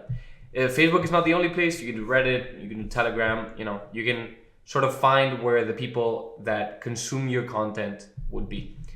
And then there is the option to do free coupons, as I talked about in the presentation. But back in the day, this is something that a lot of people would do, because if you give a free coupon, and there's Facebook groups that are designed for this, for free coupons, and sometimes thousands of students will join your course. Now, as good as that sounds, those students are almost never going to convert into paid students, because those are usually freebie hunters. And B, a lot of the time they're not going to be leaving good reviews. Okay, so it's not like your friends or family who are probably going to leave good reviews. These people either won't leave a review or won't necessarily leave a positive review, because it's sort of a marketing psychology. When you pay for something, you're more inclined to value it or see it as valuable, right? Because you paid money for it. It's cognitive dissonance in a way. Anyway, the next way to get sales, your initial sales, is paid traffic. Again, this is something I've been experimenting with recently. Can be done, especially Google ads can be quite good depending on the niche. Let me nuance that. You're almost never going to make profit from the ads. Let me clarify that. You're almost never going to make profit from the ads. Even Udemy itself struggles to make profit from the ads. So yes, it's pretty hard because there's no conversion tracking on Udemy. You can't put a pixel or anything to your landing page. So it's hard. But yeah, it can be done in some situations. I don't recommend this when you're a beginner. In the future, when you know a lot about Udemy, and if you happen to know about ads, even better. Then when you're making maybe a new account, not your first one, but maybe your second or third, you can do it to jumpstart your account, or you can do it when you want to infiltrate a really big niche and you want to increase conversion. Okay, so those are all of the basic ones. And then the other one, which is, it's against Udemy policy, is to make accounts on your own and buy your own course and leave good reviews. Okay, so this is against Udemy policy, and if you were caught, you would be banned. If you're caught doing this, you'd be banned. It's what I'm gonna do for our account. Of course, I'm not very attached to this account. I just made it for the course, and I'm not gonna go send this to my friends or family. So I'm just gonna do this one. But again, word of caution: you can get banned if you get caught. I am gonna show you exactly what I do, which is, I think, has a infinitesimal chance of me getting banned. But the disclaimer said, I don't necessarily endorse this, and I do tell you that if you get caught, you will get banned, and this is against Udemy policy, okay? And yeah, if you get banned from Udemy, you won't be able to make any other account under your name in the future, so also keep that in mind. But with that being said, I'm going to show you exactly how I'm going to go ahead and create different accounts to buy my own course. And again, this, even though it's not allowed, this is one of the most reliable ways to market a product ever, because all the money that you spend into the marketing, you're gonna get back at 100%, right? Plus the profit. So basically the process here is gonna be, I'm gonna buy my course a bunch of times with different accounts, like probably around 30 times. All of that money, which is gonna be $300, for some of you it might be a lot, for some of you it might be nothing. You don't need to spend that much. You can spend like 100, 150, even less, or you can get friends or family to do it. If you really can't do that, you can go in Facebook groups, okay? So I'm gonna spend like $300. I'm gonna get all of that back the next month with my first Udemy paycheck. And in the process, my course is gonna increase, my course's conversion rate is gonna increase drastically, and Udemy is gonna be showing that course to other people. And then, because right now, Udemy is not really showing my course, right? Because it has 0 conversion rate, no reviews, no students.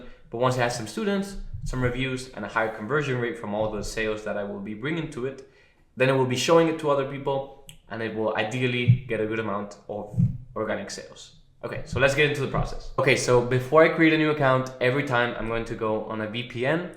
I use NordVPN, but there's a bunch that you can use for free. No problem, anything will work. But the point of this is that you can pick anywhere in the world, essentially. I'm gonna pick, let's say, Dallas for now. And once I connect, everything I do on the internet is gonna appear like I'm coming from Dallas, and it's gonna change my IP as well. And I'm gonna do that for every new course I buy and every new account I make on Udemy. Because that way it looks like organic stuff happening from all over the world instead of just me in my house buying my own course 30 times, which Udemy would be pretty suspicious about, especially, because they see the IP address is exactly the same. Yeah, so you can use any VPN. I use NordVPN, but that's the first step before I make a new account. Okay, then the next step is to create a Google account, because you can technically create new Udemy accounts without an email, but in the future, when Udemy sending promotional emails and all that to those emails, and they see that all of the people that sign up to your courses with your promo codes don't receive any emails, they're probably going to be pretty sus. So we don't want to do that. So for every new account that we make, we're going to also make a Google account. So I'm just going to go ahead. I'm going to create a Google account for this guy, Pete, and then I will create the Udemy account. Okay, so I created an email for this Pete guy. Now I'm going to go ahead and create a Udemy account for it, and it's not going to be suspicious because there's actually an email that exists. So I can just sign up now, and then it's just going to ask you some questions that you can fill out and create your account. So once our account is created, I can just go on here, put the link for our promo code, and it'll take us straight to our course. Okay, and as you can see, it's discounted. It's our promo code. There's 4 days left at this price. And if you see here, it's GMB launch. Okay, so I'm gonna do the thing as you would do if you landed on the landing page. I'm gonna watch the promo video, and then I'm gonna buy the course. I'll show you how in a second. So I spent some time on the landing page just to, mimic an organic sale. Now I'm just gonna click buy now, and I'm gonna go through the process of buying the course. So this is another of the important steps. I'm gonna go into this site called privacy.com, and I'm gonna create a virtual card just for this purchase. Okay, so I'm gonna call it whatever, Pete, save, and create card. Now I'm gonna use this card for this purchase specifically, just so all the purchases of the course aren't coming from the same credit card or from the same PayPal, so Udemy can say, oh, this is the same person buying all the courses. This is not what we want. Okay, so they're all gonna be coming from different credit cards, and I'm gonna do that with privacy.com, which lets you create a virtual card. You can use these cards one time or multiple times, but I'm only gonna be using each card for one purchase, for one course, for one account. Okay, so I just put a random Dallas zip code that I found online. I put all the information from the virtual credit card that I created for this one time on privacy.com. And now I'm gonna click complete checkout, and that'll be the course. Okay, so now I am officially the proud owner of this Google My Business course. I am the first student. Now I can go and I can start our course. And now the idea is that with each student, you consume a different amount of the course. With some, you consume most of it. With some, you consume a little bit. And with some, you leave a review. And with some, you don't leave a review. And with the ones that you do leave a review, some are detailed, some are not. Basically, just mimicking organic results. So basically imagine what would happen if you had an email list who you promoted this course to.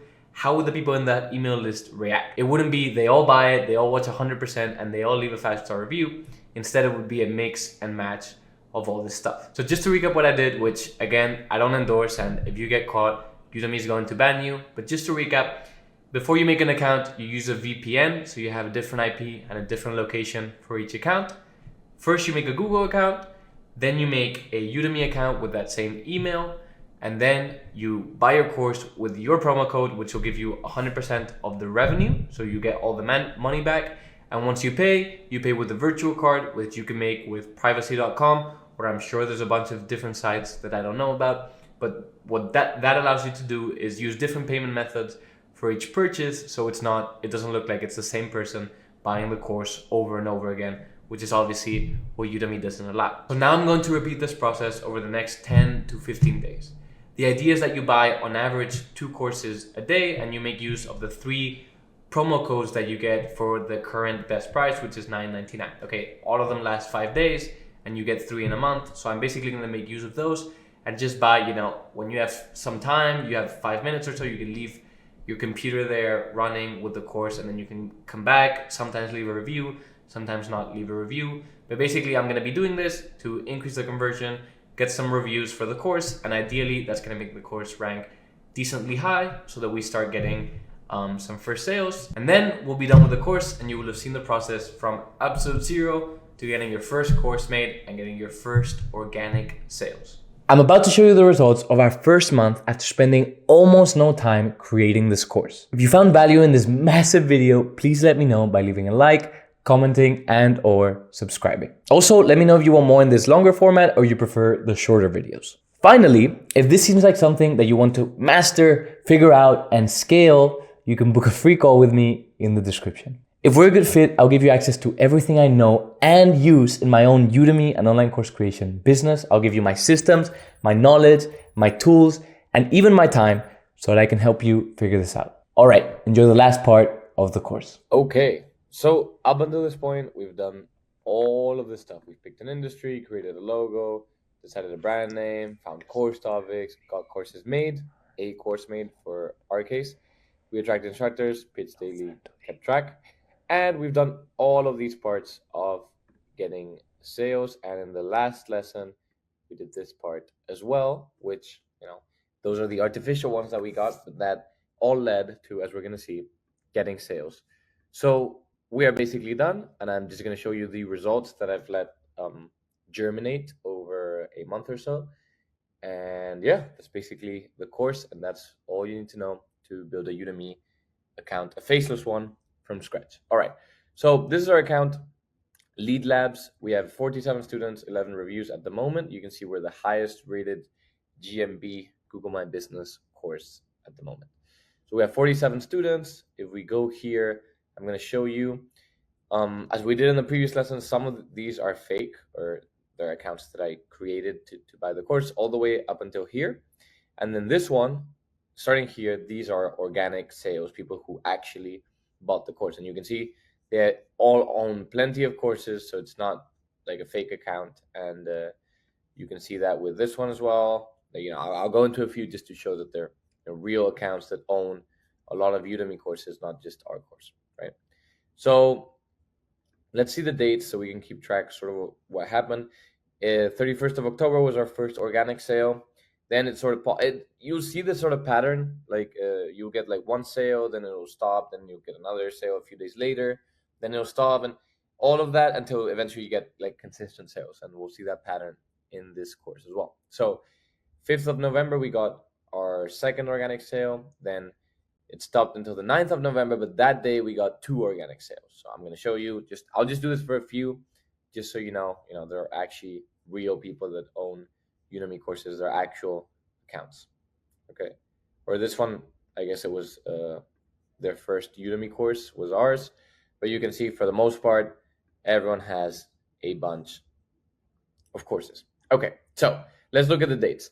9th we got 2 sales, 11th we got 1, 2, 3 sales, 12th we got 1, 14th we got 1. So you can see eventually it became pretty consistent. Okay, and throughout November we got quite a few sales. Then here there was sort of a break from the 15th to the 22nd, so a week of no sales, but then it went back up and it became sort of consistent. Okay, so that led to a bunch of reviews actually. And you're gonna see, if you remember, this course was not a very good course. The instructor wasn't amazing, the production quality wasn't great. In essence, this was not an amazing course, in all honesty. Okay, so we got it done with the method that we described on Upwork, with a royalties deal. I did not pay the instructor, and she created a sort of, not to be offensive, but a mediocre course. And yet a lot of these reviews, and I suspect this is, my own review, but starting here, these are organic reviews.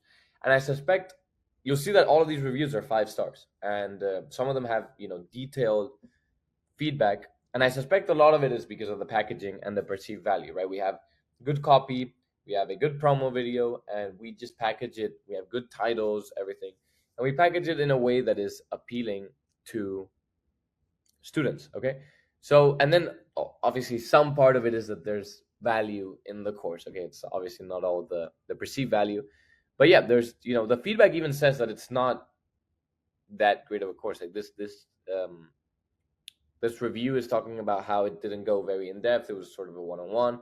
It wasn't what this person was looking for, and yet they left a 5-star review. Okay, so this is also a testament to the propensity for students to leave positive reviews. Okay, so even if your course is not that great, put it out there. I've had a lot of feedback from students saying that, you know, these courses were by not fluent speakers, or they didn't seem to be, you know, that expert. Like at the beginning, just take action, get courses out there, and you'll see that even if they are subpar, they are worse, like below your expectations, you're probably going to do good. Like this course is way worse than any course that I would make for one of my accounts nowadays, and yet most of the reviews are 5-star reviews. Okay, so I wanted to show that. And the last thing I wanted to show is that November, which is our first full month of our course existing ever since we did those artificial sales, has gotten $73. And I will go ahead and refresh this so you don't think it's an edited screenshot or anything like that. And we got $53 from Udemy Organic, $23 from Ad Program. We lost $12 from Refund. So, you know, that's also, I mean, that's probably just 1 or 2 courses that were refunded. And that's a mix of like freebie hunters and people who like it actually didn't meet their expectations. And then some from the affiliate program. And then you can see here all of the sales.